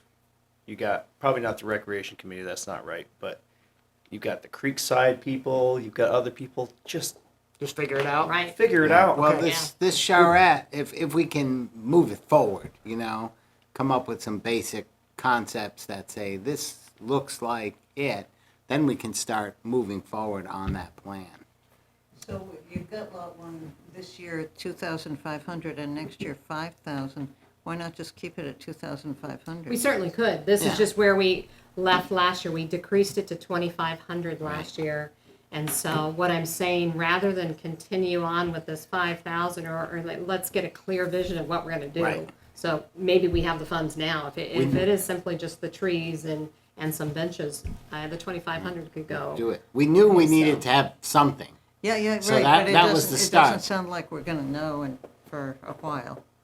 We could. I mean, I think it just depends on what I we're think looking the I don't, at. timing- I don't think you'll know for this budget Right. cycle. Right. I think you'll know for this Yeah. time next Right. year. Right, yeah. That's my let's- impression. But let's just, I mean, there are other funds. There's tree planting fund. Yeah, There's, people are always willing to donate benches. right. Yep. I Yeah. just think we need to get Maggie's 5 There people can be together, get this community thing in effort. gear, and get it going. I mean, Maggie's very optimistic that given the level of interest from the business community and the pop-up park and the donations that were made for that when the town comes up with that plan that Tom wants to see, there will be some contributions. In fact, NRG Systems reached out to me after that pop-up park. They had donated to help make it happen and specifically said that. They said, when are the improvements happening? We want to help. Yeah. There you go. So Nice. we do just need to come up with a plan. Maggie and I are just sensitive to the fact that there was a plan previously. Yes. With police and fire station site plan got done. And the feedback that happened after that at the select board level was, well, we're not sure that's the right one. Was there enough community input? So it's good to hear a goose, to just get it working and I figure think it so, out. yeah. It's not a huge piece of Right. property. I mean, it's something that could, No. really could be done. Absolutely. The design Right. could be done in a month with the people sitting down having a beer and figuring out, really. We'll include beer in the charrette. Yeah, there you go. There we go. Or shrubbery, one of those. Shrubbery. Have some shrubbery. If you had a group, I'm not saying we need to start another committee, but you know what I mean? A group that just focused, that was passionate about that stuff, because I was kind of like, if we don't have a plan, we don't have a budget, and so how do we ask Right. for, what do we budget for? Or if somebody's like, hey, I'll donate, Yeah. You know, At this we have point, no We idea. have ideas and some Yeah. feedback, but we still don't have a plan.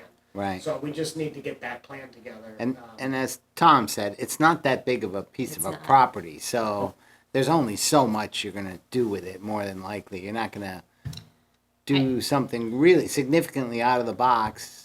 I don't think. I mean, you could come up with 3 Yeah. basic plans and let Yeah. people Yeah. do the charrette and say, I I think like the just gazebo, I discussion like with the. Paul Wizrak, our tree warden, getting suggestions of trees to plant there and, maybe where location-wise will be a big part of it too. But again, that's why I really want to encourage that conversation and get that more defined, because otherwise, I think we need more direction. Yeah. I And can if certainly Ma- talk to the Creekside Yeah. people. Yeah, Right, and if Maggie wants to, if this is something she's passionate about, We both we are. certainly will encourage her, yeah, and support I'll bring her. that And I feedback think and you're we'll- right, we'll move forward we'd on be it. better off making a decision, and if 90% of the people are happy that we're moving forward, then we've done the job. Yeah. I have, speaking of tree planting, the tree planting and maintenance, so we started putting money aside for that. I've asked Paul to really kind of look at his budget, because in terms of the Emerald Ash Borer and Yeah. other things, I think that budget needs to be increased. Yep. But I want him to really sort of lay out what work he's wanting to do. And also, we've got street trees that we've already started to have to replace, which is gonna be a definite expense. So we need to be thinking about that, thinking in terms of that. Sidewalk plow, sander, we were plagued with a lot of issues with the Toolcat. They have spent a lot of time, on maintenance now, to trying to get it up to speed, but at the same time, we've got to continue, putting money aside, because, regardless, we should have a backup. Right, And so we'd like to have the Toolcat be our backup, or the second one, and get one that's more appropriately sized for our sidewalks. That would be a good machine. So we put 10,000 in the current year, at least 10,000 in the next year, and this at least, gives us a payment or Right. whatever if we need to replace it sooner. So it may not cover it all, but It will, we'll yeah, have, right. yeah, and that's the whole point of knowing these are expenses we know we're gonna come up with. It does make sense to, save a little bit toward it. right. And the next one is just a payment on the buildings and facilities portion, the 30%. Yeah. of that truck, 70% goes into the enterprise fund. Recreation, Bisnet Fields, we've been putting 5,000 a Yep, year. that Recommendation seems- to continue that, Tom, that is seems, that, I would almost expand on it to say Bissonnet Fields and other okay, facilities because Okay. the rink behind the school is one that I think we haven't put enough effort into. so maybe recreational. I just say facility. recreational facilities. yeah, capital. It's always nice to add it onto the Bissonnet Fields, but I think there might be some other areas that could use Problem attention. there every year is just cold enough. What's that? That ring. The rink? No, it needs better Yeah. curbing. Yeah. Yeah. So this is facilities. Do we ever do anything for the actual sports, like the kids? Yeah. Like I know we do it in the It's town. in the budget, and then most of that's covered by the use Revenue. fees.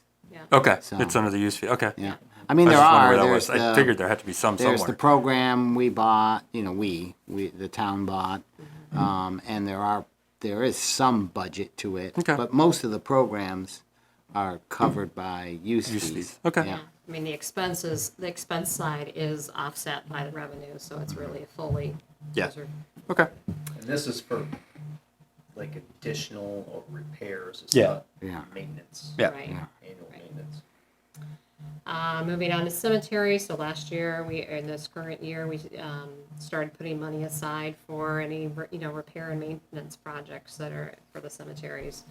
And so I had another conversation with Mary Jo Brace, for them to continue to kind of really talk about, look at their cemeteries, what other work needs to be done, and making sure we're 3,000 enough, should we be upping that a little more, or, technology. Yeah, so the town website, and I thought had enough, we Yeah. thought was enough. What's the status on that? So wasn't there a number from the previous year as Yeah, well to add there to was, this? Yes. yes, so I Yeah. think, yep, Yeah, again, this one isn't. So this is just showing this, This spreadsheet just doesn't show the reserve. it doesn't show, that's actually it doesn't show got it. Yeah. the total, it should. Yeah, that's what I was thinking. Well, it says Yeah. FY '20, so we put something in 19, I think the same amount. Yeah, I that's thought what it I was, thought. yeah, That's so what we're I at thought. 9,000. And has any of that been spent? No. Has the website been upgraded? Nothing's No. been spent yet. That's good, because Still it in the sure planning. doesn't look like it's been No, it's the same, upgraded. yeah, Right. That's a good answer. No, it's still, But it's this fiscal year, right, Aaron? Yes. Yes. That Yeah. Now we have 2 years worth of money. and Correct. This is the fiscal year to actually put it out and Yeah. Correct. get a contractor to do it. yeah. And then the stormwater. Yeah, and stormwater. So who's in charge of the technology? As far as the website? No, just the whole budget. That falls under, It's a combination of people. I deal with the town hall technology stuff. Aaron deals with the website. Some of the town hall technology stuff is actually the clerk with their NEMRIC contract. But yeah, it's a variety of Just us. looking at the Yeah. capital fund, I think there's creative things we could do as a town government to get discounts that you could upgrade a lot of things without spending a whole lot of money.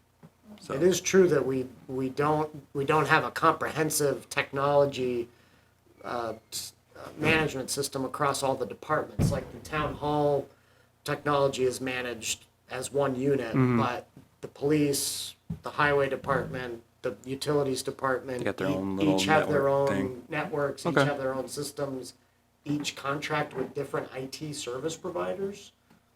Which is weird, but that's just the way it's been. Okay. opportunity there, maybe. Oh, lots of Maybe. Yeah, opportunity. so absolutely, those are things you want to share and discuss, during this process, and you're tied in with the town clerk and treasurer, but that's also a portion of the technology budget too, so. I In do some get- cases, their hands are tied. The police have, you Yeah, know, the they're. police are they're- special for sure. Yeah, but but I still, do there's- get calls at least once a month from IT groups who want our business.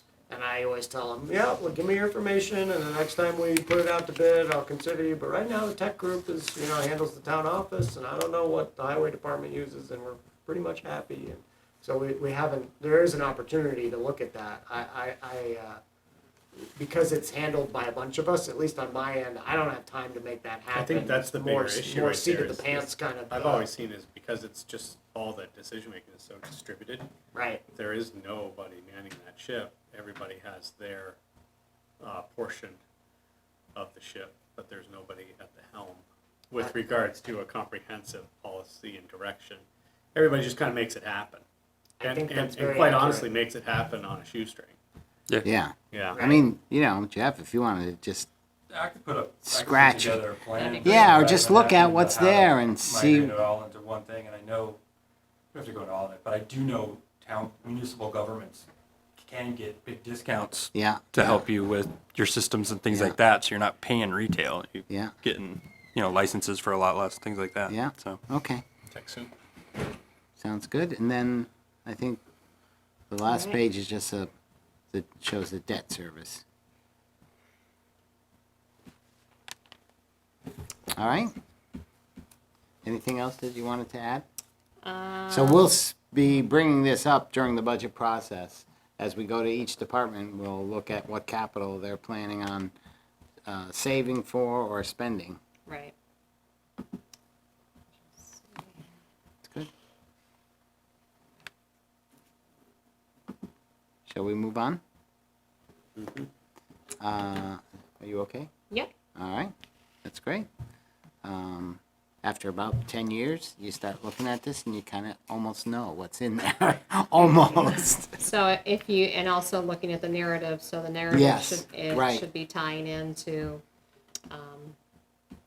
everything that you're seeing in those, each of those reports. Yeah, I mean, it would be a good exercise for all of us to go, I didn't do it, to go back and read that narrative at least for your departments that you worked with. Absolutely, So, as a minimum. yeah. Next is contract amendment for the sidewalk. So there We had- was, And it was in our packet. It was in your A packet. request for $8,000. I think the big question is, where's that money come from? so there was a contingency, so I'm gonna be, checking in with the state just to see where we're at, to see if that still falls within the contingency amount or if we've gone over. We're gonna be having our substantial completion walk through on Friday. So that will be, confirming all of those details. So are you looking for a motion by us to approve this, or, To approve this, amendment to the construction inspection services. so they sort of explained some of the issues they ran into, which we kind of Yes. know about it, Right. Yep.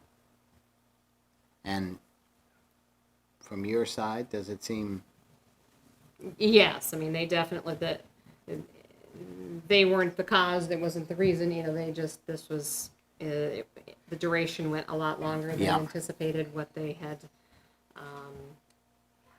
quoted on, what it was all based upon, so.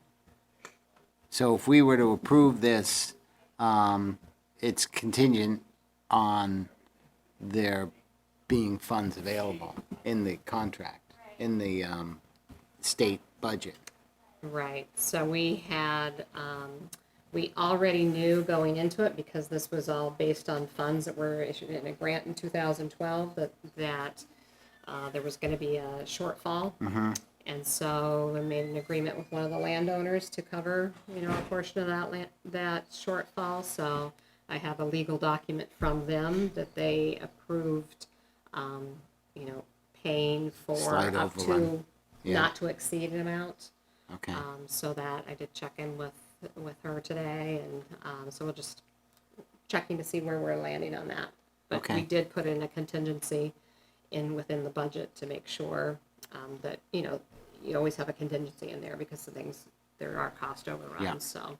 So do we cover the over amount with our contingency? Do we have enough funds? That's what I Phil need to said? confirm on there to make sure that we have those funds in there. Yeah. So we could make this motion contingent on, the funds available. Yeah, Okay. Just want to make Confirm clear with to them. the people watching that this is not taxpayer this money. is not taxpayer money. No, I get asked that question quite Yeah. often. Yeah, yeah. no.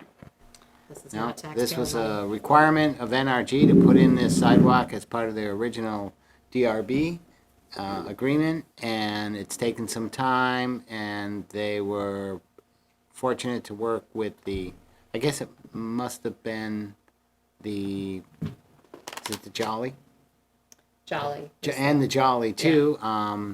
And so after a period of time, through the town, applied for state funding, and those two businesses covered the 10% match. Right. So the town hasn't had to pay anything, although we have done the management of it, which I think, and I've said this before, next time we're happy to do this, but we will make sure there's funds in there for management.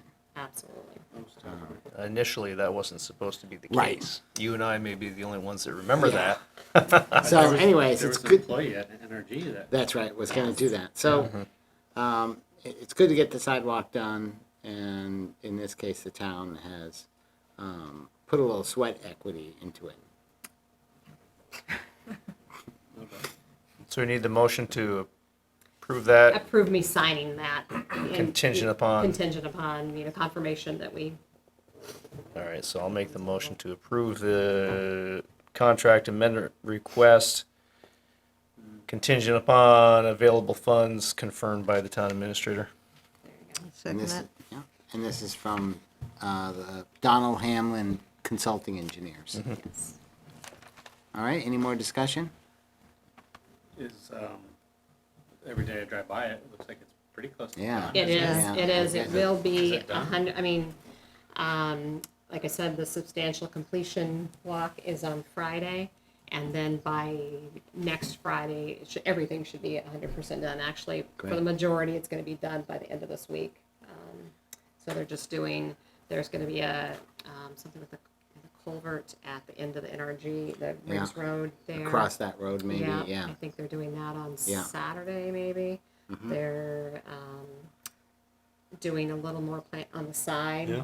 for Yeah. that, but for the most part, it's completed. That's brilliant. Yeah.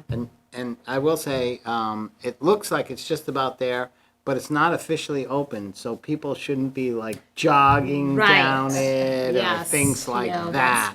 Hence the orange tape that's all Right. around. I was Yes. like, The let's go down the skateboard. sidewalk, and I was like, let's go down the sidewalk. My wife was like, no, it's closed. So, All right, so we have a motion. Was it seconded? Yes. Seconded. All those in favor, say aye. Aye. Aye, so that passed by 5. Next item is Town Administrator Report, which we have a list in our expanded agenda. But I don't know if you wanted to go over anything in particular, or? yeah, definitely, as I told you, health insurance is a hot topic. I invited MVP to come and do a presentation to the staff so that they were part of this process and could get their questions answered. So we met as a group, and then I had a sign-up sheet for them to be able to meet individually, to get their questions answered, to make sure their providers are listed in the approved network and any medications or procedures they have. There has been a lot of activity on MuniNet, and so every town is having these discussions because of the increased costs for Blue Cross Blue Shield. They were approved an average, like I said, 12.75%, and then with the platinum level plan, it's more of like 14.6% increase. However, while MVP's equivalent plan, platinum plan, would be essentially the same that we're paying currently in this current year, you have to dig into the details and find out. On paper, on the surface, it looks like they're equivalent, but we need to understand how those insurance, how they cover, you know, different people's procedures and how easily those things are paid for. So those are the questions where I'm, you know, contacting towns who have made that switch and they've had MVP now for a few years to get a better understanding of if there's been any issues or anything. So there's definitely been a mixed reviews on MuniNet, but, you know, some have had great experiences. And also, I think there's a difference in if you have a very young mix of employees versus older mix. Younger mixes don't tend to be using their, you know, medical insurance as often, or, you know, seeing their providers, so you may not have that level of experience yet. So just trying to do a lot of work. It's definitely a concern of everyone, and insurance is a big piece of, you know, we don't have a lot to be competitive with in some of the other towns because of, you know, where we are as far as, you know, pay and all of that. So health insurance was a big piece. Bonus, yeah. So we want to make sure that if we're making a change, it's not, you know, decreasing that benefit. So other things, been having informal budget meetings with the department heads, just in preparation for our meeting with the select board member and the department head. A lot of time's been spent on just getting the budget materials ready. Halloween flooding, got pictures. Both I went around taking pictures and Alex did, so there's results of those in your packet. I've been meeting with PASIF just to get... On that, I mean, obviously, the highway crew, thank you very much Absolutely. for responding, you know, during the night and the following couple days to put things back together.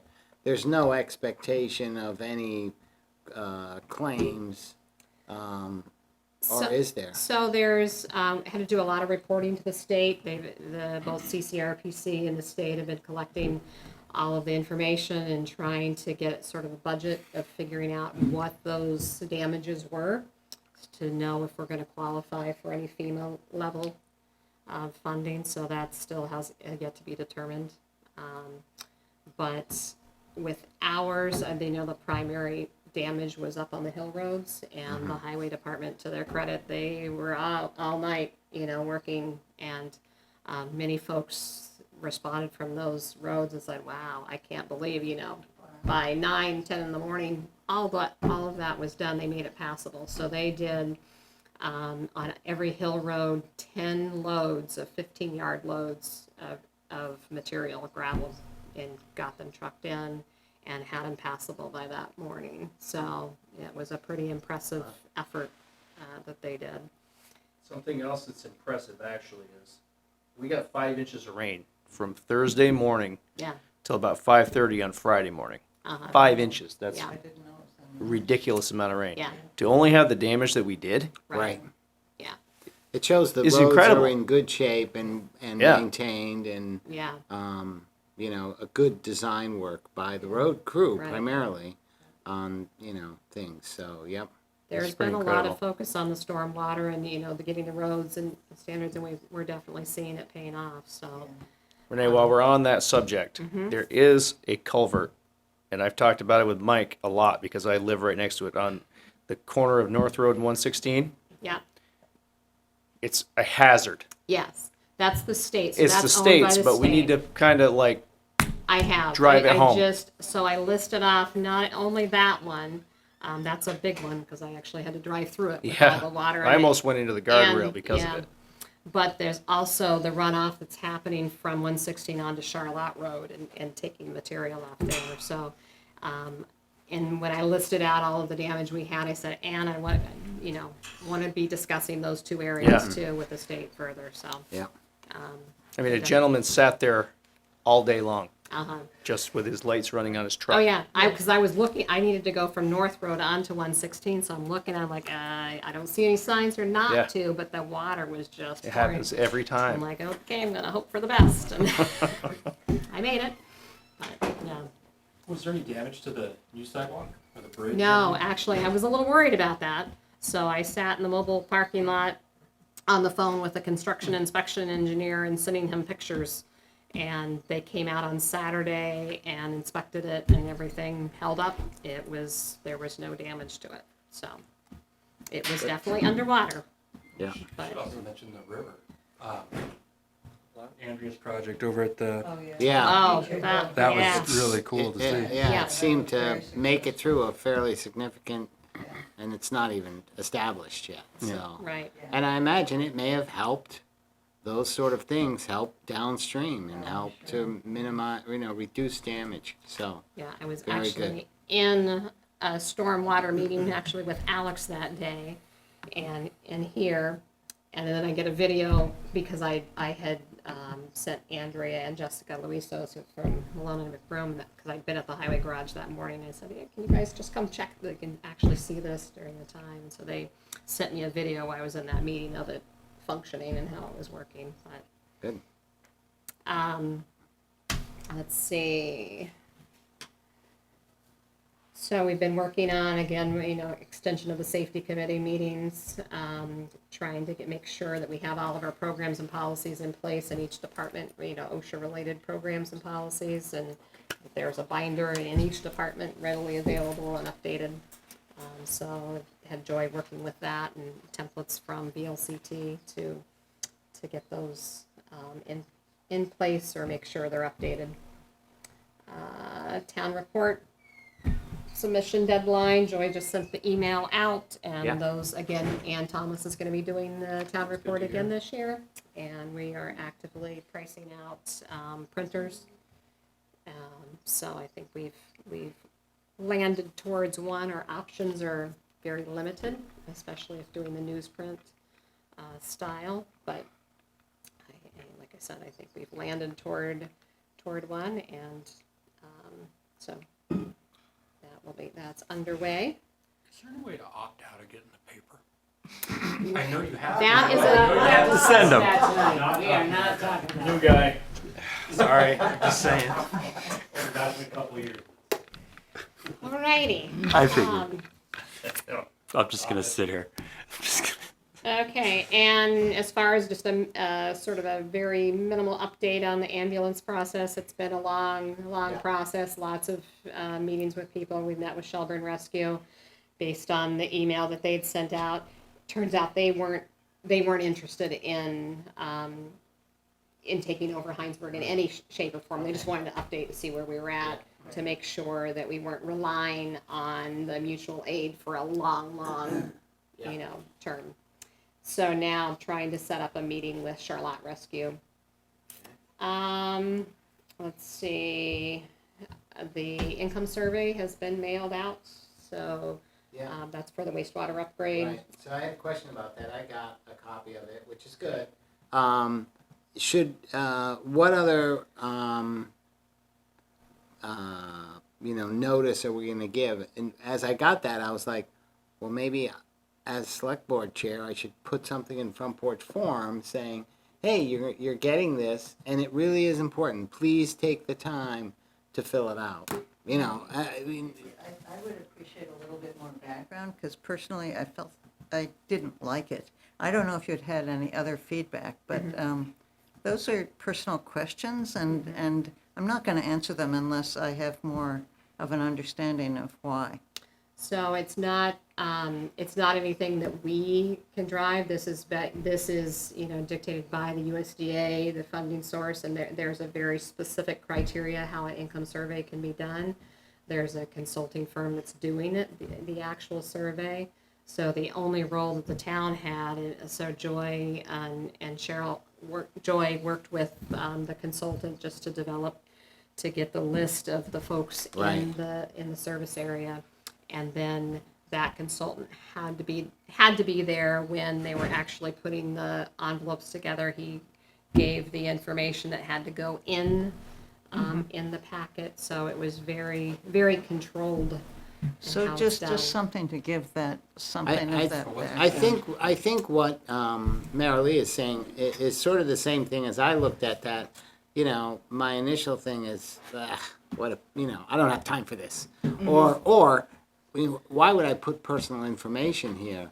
And so if Simply, I it came just from don't the do this. town that said, we're looking at a possible bond vote or a bond vote, this would be an opportunity to get significant amount of funding.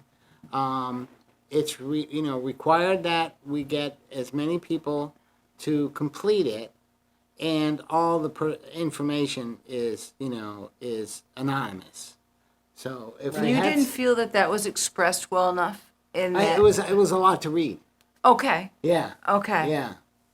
And so, I was just sort of, if I saw it in Front Porch Forum, I don't know, I'd say, oh, this is important, this is good for the town. It's an opportunity When to did get. they get mailed? Last Friday. Yeah, This week's. Well, it might not be too late. yeah. And some people are probably. So I don't know, but I don't want to step on their toes either. I don't think you're know what stepping else on they're toes doing. at all by doing that. I Yeah. think that's a good way to encourage. I mean, if this is your response and you've been in the Right. trenches with it, no pun intended here, you felt that way, then I think that would be a good idea. I mean, it's important that we get a certain percentage of Yeah, responses. Yeah, we We need need to to. get 38% Yeah. response. So that's a lot. I mean, So what do they use the data for? How much funding we do or do not get based on? whether we get funding or not, based on the income. Our Well, medium yeah. household income versus our census data from 2010. Is it literally the lower it is, the more funding we get? Yes. So we should all. Don't go there. You should all answer the survey. Yes. Thank you. That's Thank where you. we're going with And it. answer it honestly. So. Yes, absolutely. Well, it's just a thought. Maybe I talked to you, Joy, about it Yeah, a little bit. we can Yeah. circle back on that. Thank Yep. you. All right, and just continuing efforts to get improved communication with CSWD. That's been a continued struggle, unfortunately. Thought that was going to change, and so far it hasn't. I never expected. Still waiting for a draft of the MOU. So the language that they said that they were going to put in the lease, both Marilee and I went to their board meeting, and when it came to that point, one of their commissioners asked if, so is this a standard lease, same as for everyone else?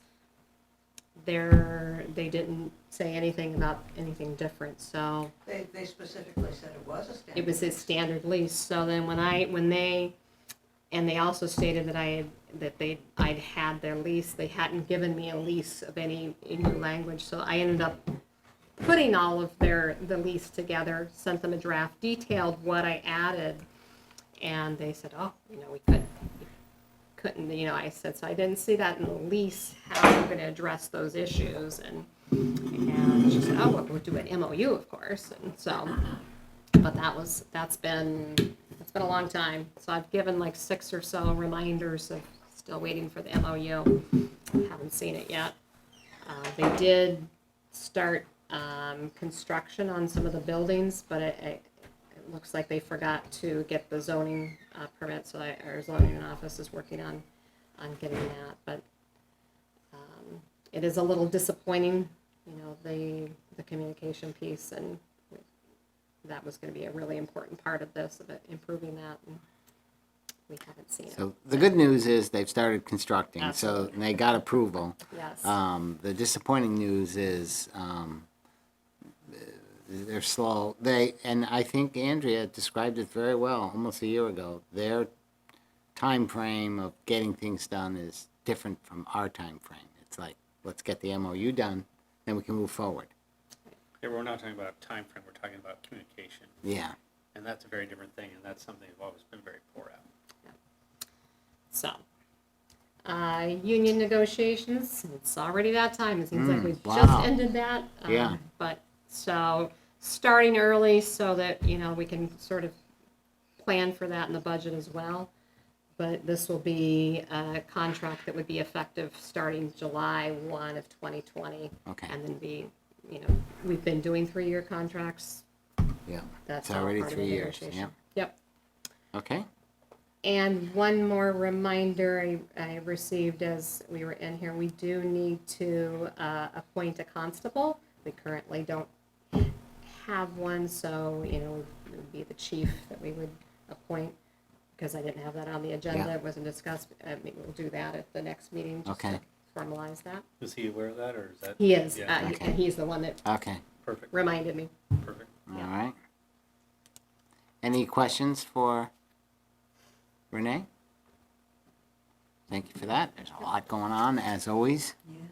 Select Board Forum.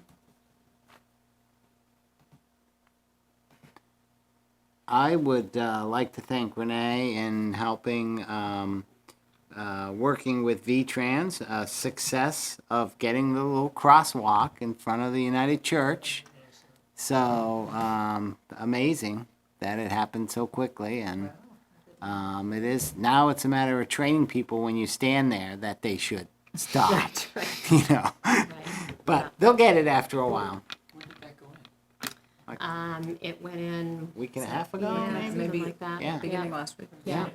Yeah, Clearly must have driven over a few yeah, Like I said, right. I've had a very good working relationship with V-Trans. That's great. They've been very That's- responsive. That's an example of that, so. And it was needed, and, I feel pretty, fortunate, I guess, but just a month and a half ago, I got a call from somebody at Kelly's Field who said, I have a hard time getting across the road, and, and so when I mentioned it, all of a sudden, so, some things do happen, even with V-Trans. There you go. Next item, unless there's anything more, Select Board Forum. Minutes from October 16th. They're in our packet.